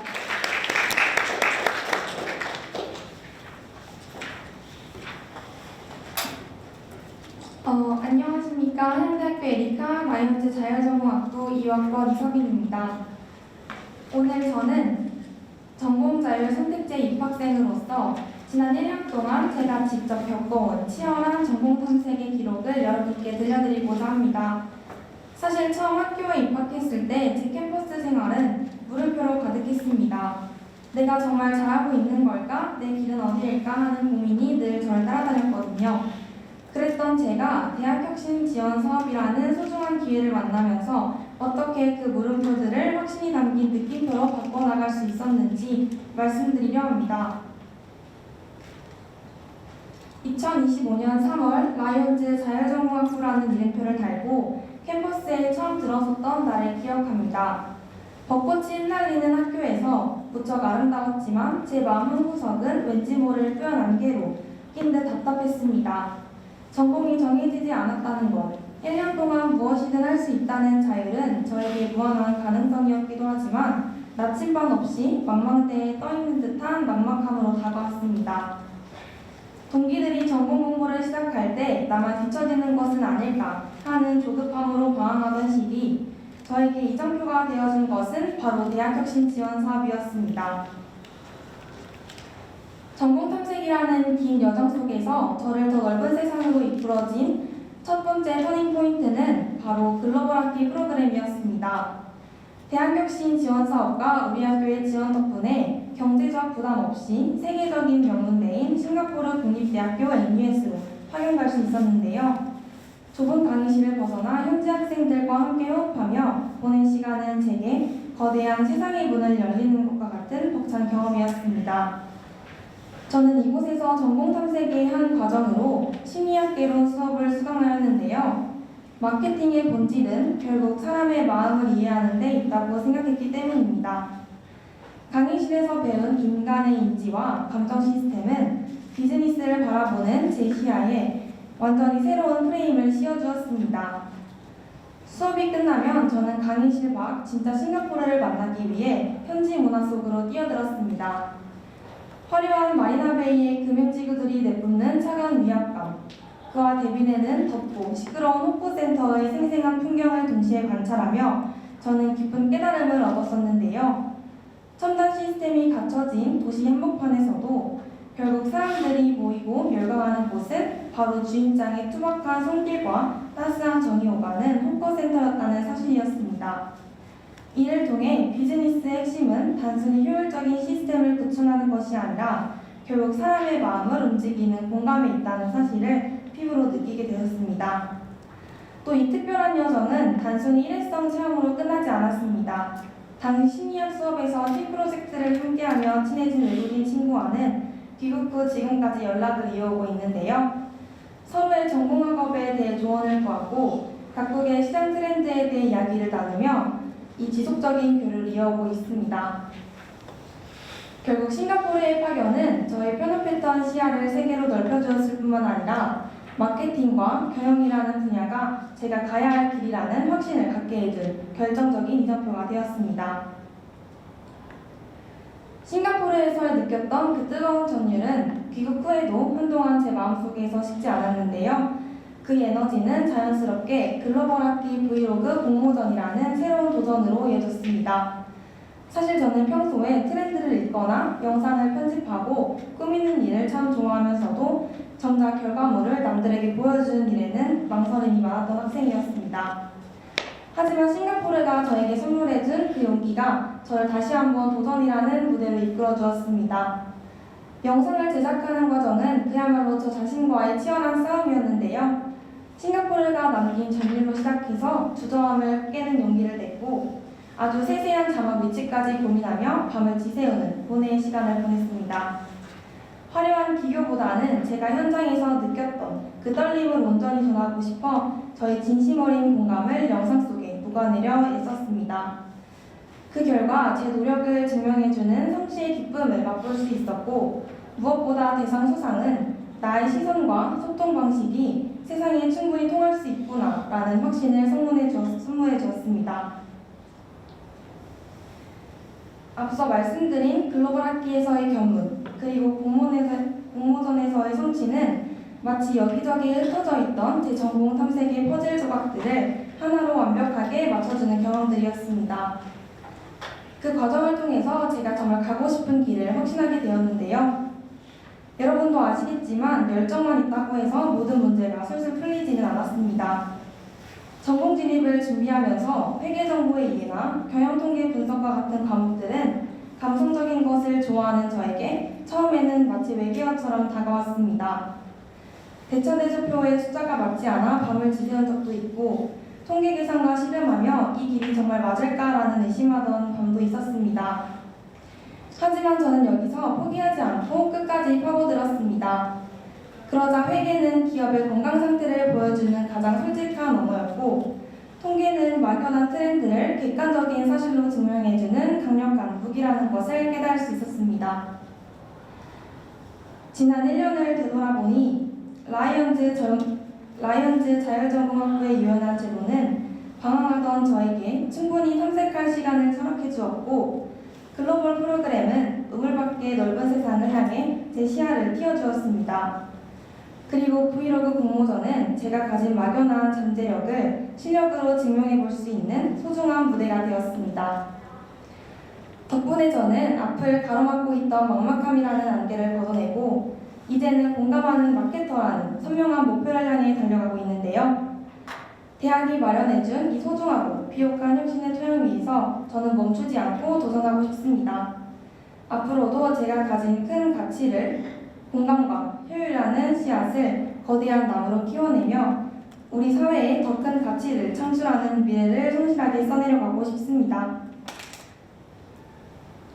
지금까지 전공 탐색의 막막함을 이겨내고 선명한 길을 찾아낸 저의 성장 이야기를 들려드렸습니다. 이 소중한 경험을 발판 삼아 앞으로도 멈추지 않고 도전하며 성장하는 학생이 되겠습니다. 경청해 주셔서 감사합니다. 이 서민 학생은 원래 이제 1학년 학생들이 교내에서 이루어지는 교과 프로그램도 워낙 다양하기 때문에 그거 하나 찾아서 이렇게 참여하는 것도 쉽지 않은데 글로벌 학기 프로그램에 참여해서 본인의 어떻게 보면 진로가 결정되면서 어떻게 생활해야 되는지를 몸소 체험했던 것 같습니다. 그 다음에 그 경험담을 토대로 브이로그도 공모전에서 대상도 받으시고 너무 값진 경험을 많이 했던 것 같은데 이런 내용들을 잘 설명해 주신 것 같습니다. 다시 한번 이소민 학생한테 큰 박수 부탁드리겠습니다. 다음은 세 번째 우리 김형남 학생은 우수상 수상작이고요. 포항공과대학교 생명공학 학생입니다. 하나의 전공이 아닌 하나의 방향으로라는 주제로 발표를 시작하도록 하겠습니다. 큰 박수로 맞이해 주시기 바랍니다.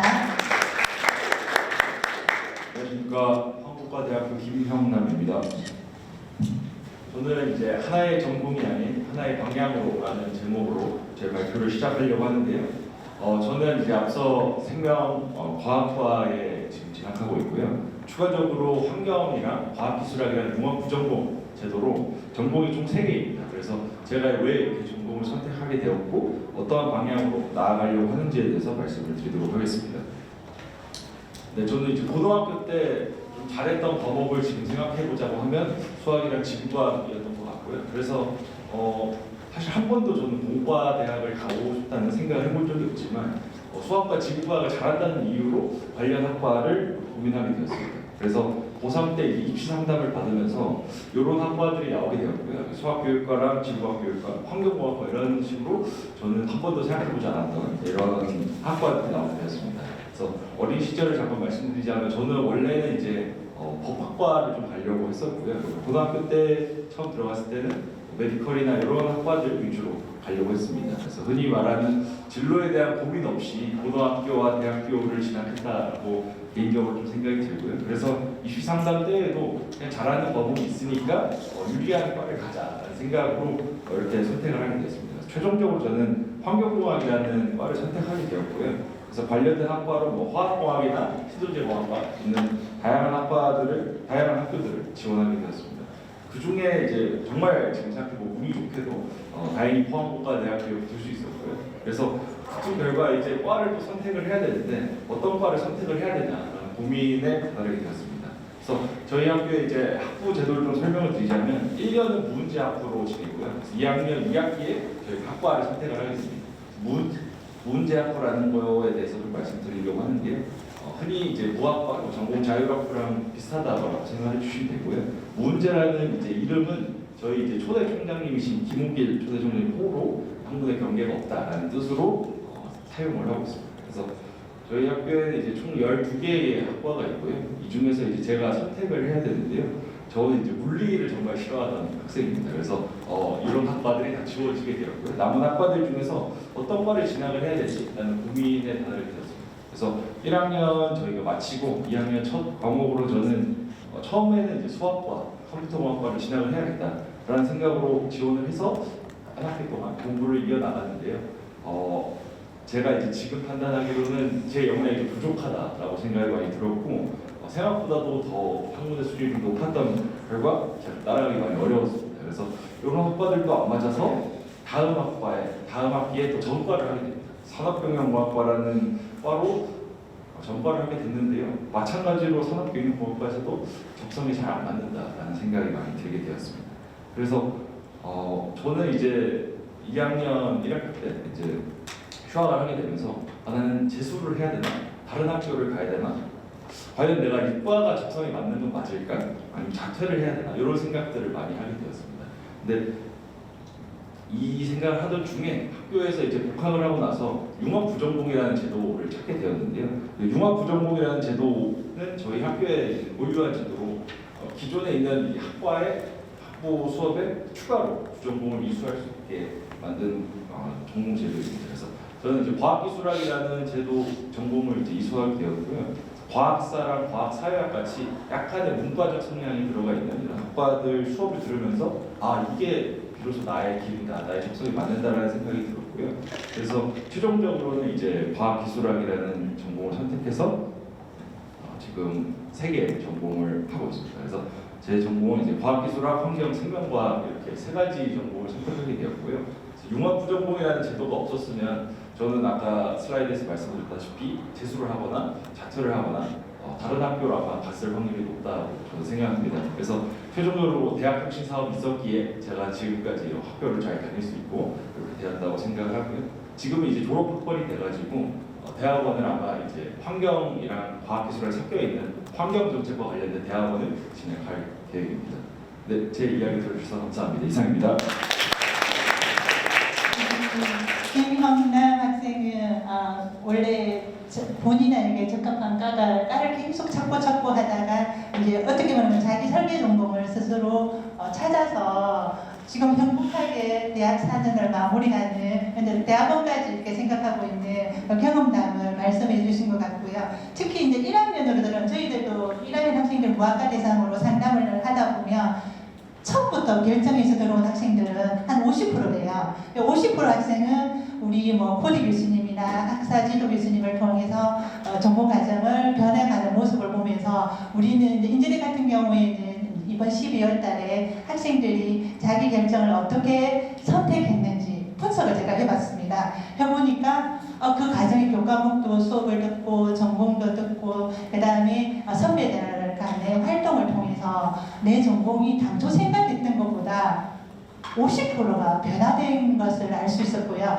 학생들 입장에서 내가 자율 전공 학부에 안 들어왔으면 내가 다양한 전공을 공부할 수 있었을까? 이렇게 생각을 하는 거예요. 그래서 지금 우리 김형남 학생도 결국 처음에는 약간 오리무중 같은 그런 내용이었죠. 자기의 전공을 찾아내는 그 과정이 참 좋았던 것 같습니다. 앞으로 지금 또 결정을 했지만 여러분들이 융합이라는 전공이 있기 때문에 복수 전공도 하면서 대학 생활을 알차게 꾸려가시면 될 것 같습니다. 김형남 학생 너무 오늘 수고 많았고요. 다음은 우리 마지막으로 순서를 제가 바꾸도록 하겠습니다. 이윤지 학생은 한양대 전자공학부 학생으로 우수상을 수상한 학생입니다. 제목은 실용성을 향한 여정, 나의 진로 탐색 이야기라는 주제로 발표를 해주시겠습니다. 큰 박수 부탁드립니다.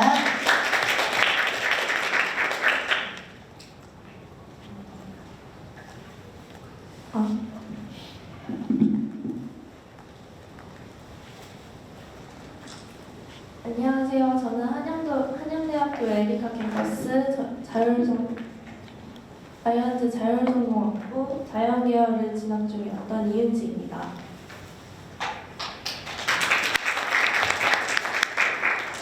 오늘은 제가 1학년 때 자율전공학부를 진학하면서 2학년 때 전자공학부를 진학하게 된 제 이야기를 나눌 수 있게 되어서 정말 영광이라고 생각하게 되었습니다. 저는 고등학교 3학년 때까지는 제가 무엇을 좋아하는지 어떤 길을 가야 하는지 명확하게 알지 못했는데요. 그런 제가 어떻게 자율전공학부에서 1년을 보내면서 제 길을 찾게 되었는지 말씀드리고자 합니다. 고등학교 시절 저는 실용성을 추구하는 학생이었습니다. 기술은 사람들의 삶을 개선하고 사회에 실질적 기여를 하는 게 본질이며 이것이 이루어졌을 때 진정한 의미를 가지게 된다고 생각하였습니다. 이러한 가치관을 바탕으로 다양한 분야를 탐구하며 제 진로를 모색해 나갔는데요. 1학년 때는 생명과학 동아리에서 활동하며 제약 분야를 탐구하게 되었습니다. 사람들의 건강에 직접적으로 기여할 수 있는 분야에 매력을 느끼게 되었습니다. 하지만 2학년이 되면서 제 관심은 점점 변화하기 시작하였는데요. 조금 더 많은 사람들에게 약간 영향을 끼치는 그런 분야를 탐구하기 쉽다고 생각이 들었고 환경과학에 깊은 관심을 가지게 되었습니다. 3학년 때는 여러 환경 문제를 해결하는 프로젝트를 진행하면서 제 관심사가 무채화되었는데요. 하지만 이때 환경과학뿐만이 아니라 반도체 분야, 다른 여러 분야에 걸쳐서 프로젝트를 진행하게 되면서 제 관심 분야가 하나에 국한되어 있지 않고 여러 분야에 펼쳐져 있다고 생각하게 되었습니다. 고등학교 3학년 막바지가 되어서 진학할 학과를 선택할 때 저에게 생긴 문제는 아까 말씀드렸다시피 제가 한 가지 분야에 국한되지 않는다는 점이었습니다. 제 관심사는 가면 갈수록 점점 다양해졌고 어느 하나로 좁히기가 어려워졌습니다. 그래서 저는 고등학교 지식으로는 대학 전공을 구체적으로 판단하기가 어렵다고 생각하여서 자율전공학부를 진학하여서 더 전문적인 지식을 배우고 저의 전공 특화성을 판단하고 싶다고 생각하여 라이언즈 칼리지 자율전공학부에 지원하게 되었습니다.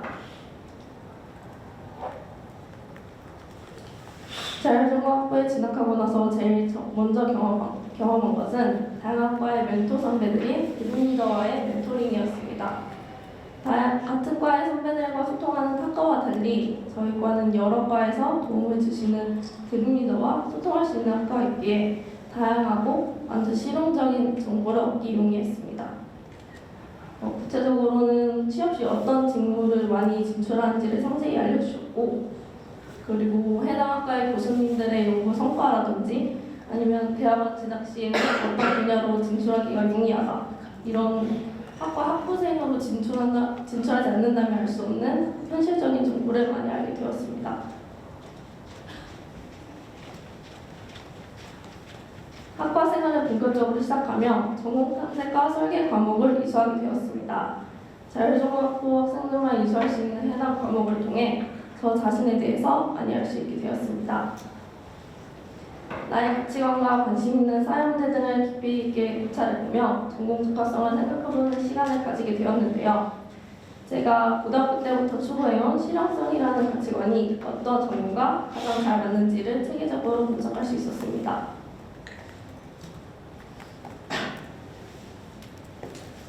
다음으로 전공 탐색 페스티벌에 참여해서는 전자공학부 교수님을 직접 만나뵙는 기회를 가지게 되었는데요.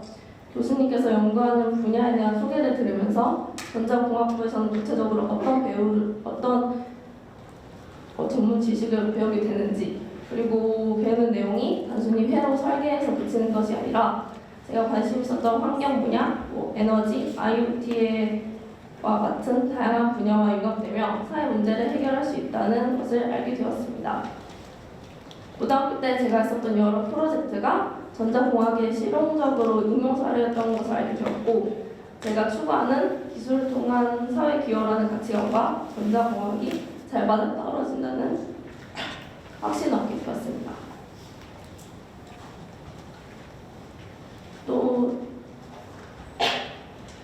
자율전공학부의 또 다른 장점은 여러 과의 학회를 자유롭게 들어갈 수 있다는 것이었는데요.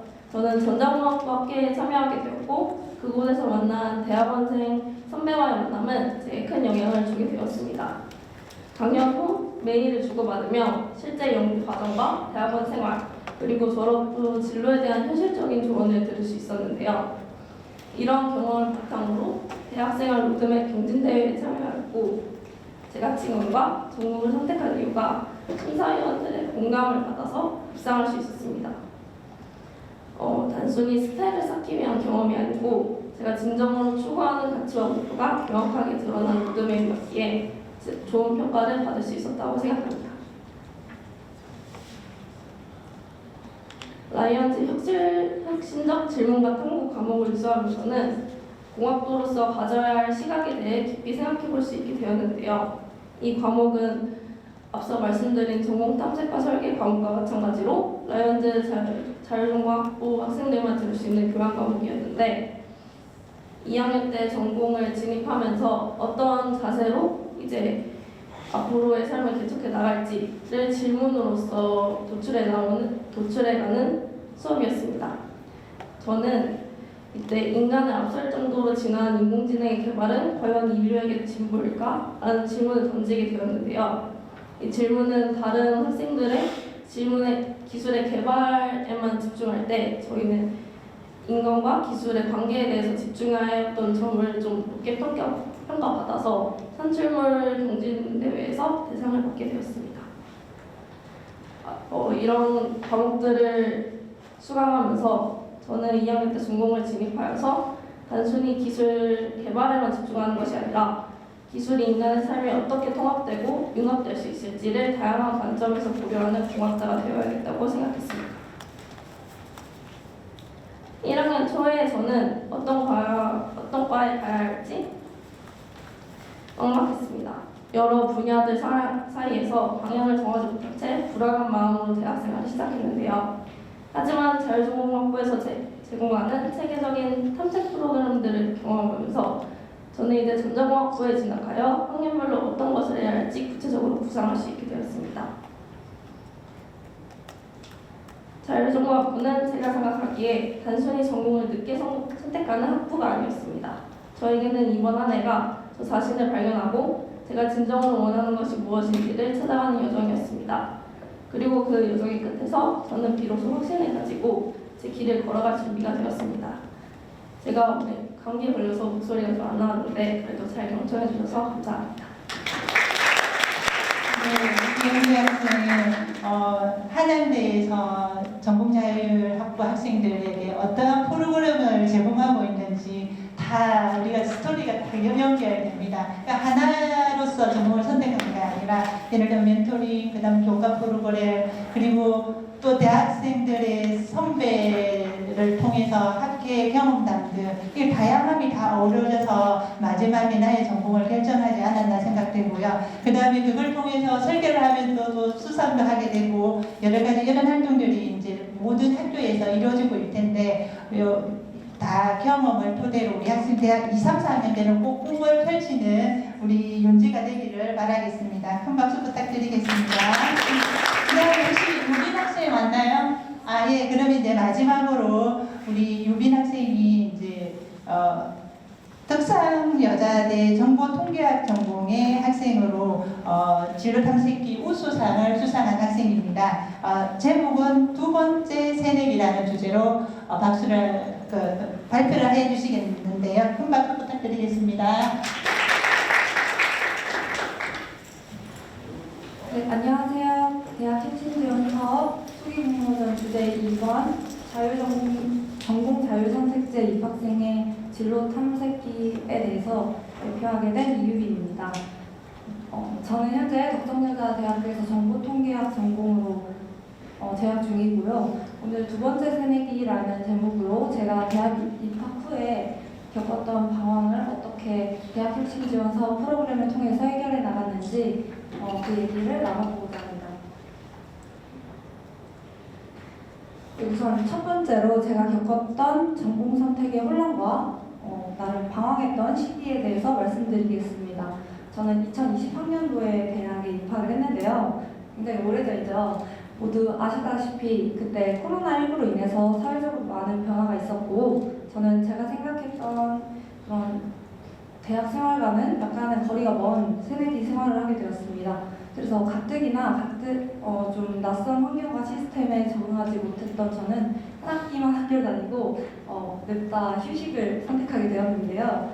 당시에는 제 선택이 일종의 도피처럼 느껴지기도 했고 그래서 집에서 여러 독립영화들을 보면서 많은 좀 그로 인한 괴로움을 좀 마주하게 되었던 것 같습니다.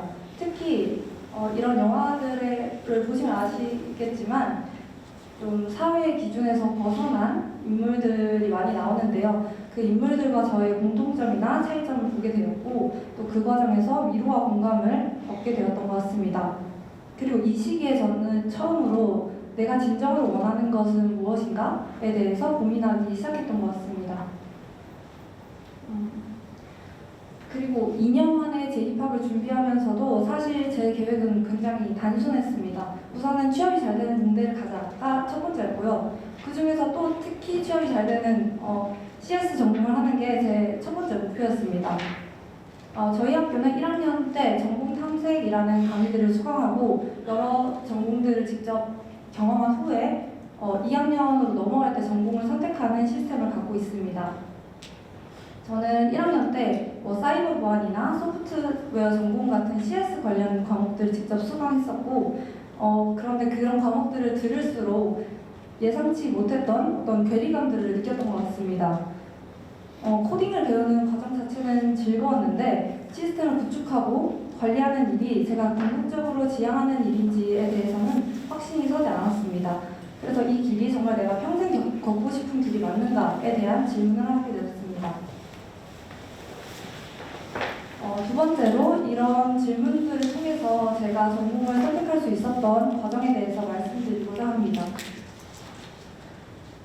저는 이런저런 고민을 하던 와중에 저희 학교에서 2022년도에 커리어 플랫폼 3D라는 프로그램을 진행해서 거기 참여하게 되었는데요. 이 프로그램은 자기 이해, 직업 이해, 직무 역량, 그리고 현직자 특강 등으로 이루어져 있습니다. 우선 첫 차시에 시행하는 자기 이해를 기반으로 그 이후의 강의들까지 뻗어나가는 형식인데요. 이렇게 나에 대해서 알고 세상을 그에 맞추어서 해석하는 방식이 저에게는 좀 긍정적으로 신선한 충격이었습니다. 저는 여기서 제가 좀 분석하고 구체화하는 일에 강점이 있다는 사실도 발견했고, 또 제 예상과는 다르게 제가 의외로 좀 도전적인 성향이라는 것도 알게 되었습니다.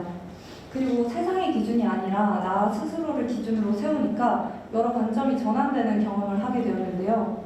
예를 들어서 제가 새내기 시절에 겪었던 그 약간의 멈춤이 나약함이 아니라 어쩌면 나만의 가치를 찾아가는 과정이었다는 것을 깨닫게 되었습니다.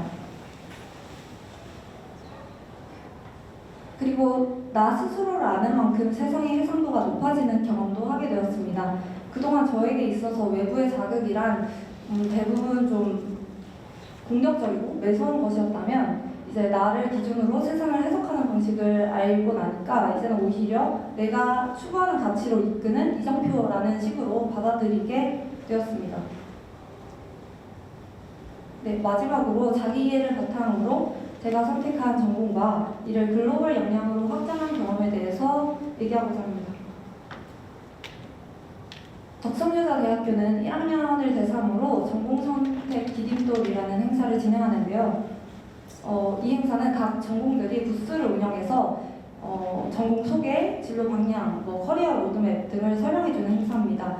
실제로 해당 전공에서 수학하는 선배님들의 이야기를 들으면서 좀 보다 현실적인, 쉽게 알 수 없는 그런 정보들을 얻을 수 있고 현실적인 커리어 공부나 전공의 방향성을 알 수 있어서 1학년들의 전공 선택에는 굉장히 중요한 도움이 되는 행사라고 생각합니다.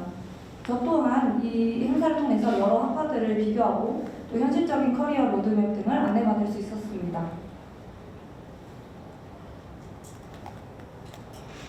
그리고 제가 추구하는 바가 시스템을 구현하고 효율성을 극대화하는 CS보다는 데이터를 기반으로 유용한 인사이트를 도출하는 통계학에 가깝다는 것을 확신할 수 있었습니다. CS가 기술적인 면과 완성도를 따진다면 저는 통계학은 그보다는 사회 경제적인 현상을 좀 분석하고 개선하고 그에 대한 통찰을 제공합니다. 그리고 1학년 때 제가 앞서 말했듯이 참여했던 커리어 플랫폼에서 알게 된 저의 성향과도 통계학이 더 부합하다는 결론을 내리게 되었습니다. 그리고 이렇게 전공에 대한 확신을 바탕으로 방문학생에 도전하게 되었는데요. 저는 작년, 그러니까 2025년도 1학기에 UC 버클리로 방문학생을 가게 되었습니다. 저는 버클리의 BISP라는 프로그램으로 그 파견학생 신분으로 공부를 했는데요. 이 BISP 프로그램은 다양한 전공생들이 전공 제한 없이 원하는 수업을 수강할 수 있는 프로그램입니다. 예를 들어서 저는 통계학 전공이지만 가서는 심리학, CS, 산업공학 등의 수업을 들을 수 있었고 실제로 제가 그 수강 신청을 하는 과정에서도 대부분의 강의들이 저에게 오픈되어 있는 그런 식이었습니다. 물론 시험과 과제도 모든 학생들에게 동일하게 부여되고요. 그래서 이 BISP 프로그램을 통해서 이게 일종의 저희 학교에서 제가 이미 앞서 겪었던 학부제와도 좀 비슷한 경험이 아닌가라는 생각도 들었습니다. 그리고 가장 인상적이었던 점은 이렇게 전공 수업에 해당 전공 학생뿐만 아니라 다양한 그 전공 학생들이 많기 때문에 서로가 생각지 못했던 그런 다양한 의견을 나누고 어떤 한 가지 전공을 다른 전공과 결합하고 접목하려는 시도가 굉장히 자유롭게 일어난다는 점이었습니다. 이렇게 커리어 플랫폼을 통해서 자아 탐색 과정이 없었다면 저는 아마 방문학생 도전을 주저했을 거라고 생각합니다.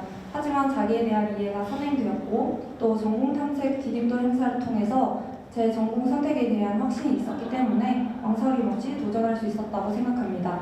그리고 저는 파견학생 기간 동안 유독 대형 강의를 많이 수강했는데요. 그래서인지 좀 다양한 전공생들과 교류할 기회가 많았고 특히 가장 기억에 남는 건 하나의 데이터를 수만 가지 시각으로 해석하는 그런 방법을 많이 알게 된 것 같습니다.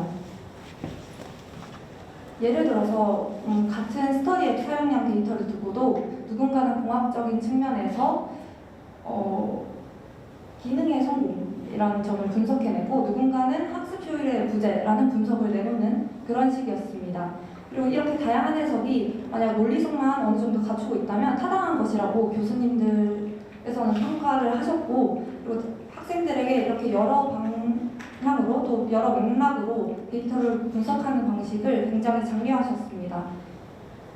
이렇게 저는 파견학생 경험을 통해서 논리성을 갖추고 통계에 대해서 사회적 맥락을 읽어내면서 적절한 개입 지점을 발견하는 전문가를 진로 목표로 수립할 수 있었습니다. 덕상학원 설립자 차미기사 선생님은 이렇게 말씀하셨는데요. 살되 내 생명을 살아라. 스스로 주체가 되어서 삶을 살라는 의미입니다. 어떤 선택이 고민이 될 때 내가 진정으로 원하는 것이 무엇인지 묻는 것이 가장 중요하다고 생각합니다. 그리고 나에 대해서 이해하고 공부하는 것은 우리 개개인에게 주어진 끝없는 과제라고 생각합니다. 그렇게 저 역시도 길을 찾는 과정이 쉽지는 않았지만 대학혁신지원사업과 또 덕성여자대학교의 지원 아래서 많은 경험을 할 수 있었고 또 성장할 수 있었다고 생각합니다. 그리고 과거에 저처럼 방황하고 있을 대학생들, 특히나 새내기들에게 대학혁신지원사업이 든든한 지원을 해줄 수 있을 거라고 기대합니다.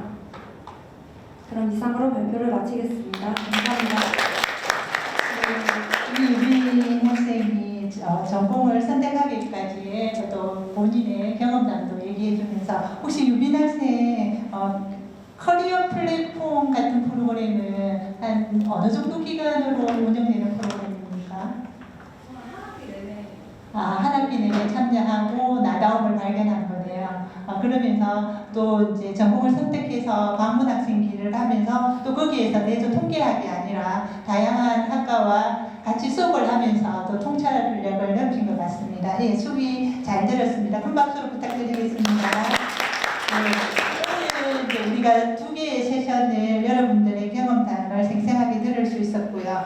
대학 핵심 사업을 통해서 여러분들의 캠퍼스 생활에 어떻게 변화를 이루었는지, 그 다음에 전공 자율 학생들이 들어와서 전공을 선택하는 과정에서 나의 성장을 안 내용이라든지 앞으로 나의 진로를 목표를 세우고 찾아가는 여기에 나침반 역할을 단단히 하고 있는 이런 역할을 해주셨는데, 오늘 이제 여러분들이 이제 한 10팀의 학생들의 내용들이 담당하는 우리 직원 선생님, 교수님들, 그 다음에 추진하는 사업된 모든 선생님들이 이 내용을 토대로 우리 학교가 변화를 일으키는데 우리도 이렇게 했으면 좋겠다 하는 이런 생각을 많이 하고 계실 거예요. 여러분들의 이 경험들이 대학 혁신 사업들이 지속적으로 좀 움직일 수 있는 중요한 자산이 될 것이라고 저는 생각하고 있고요. 네, 그러면 이제 이상으로 우리가 생각보다 좀 빨리 마치기는 한데 또 여러분들 주변에 또 본인 토요일별로 관심 있는 데 한번 들어가 보시고요.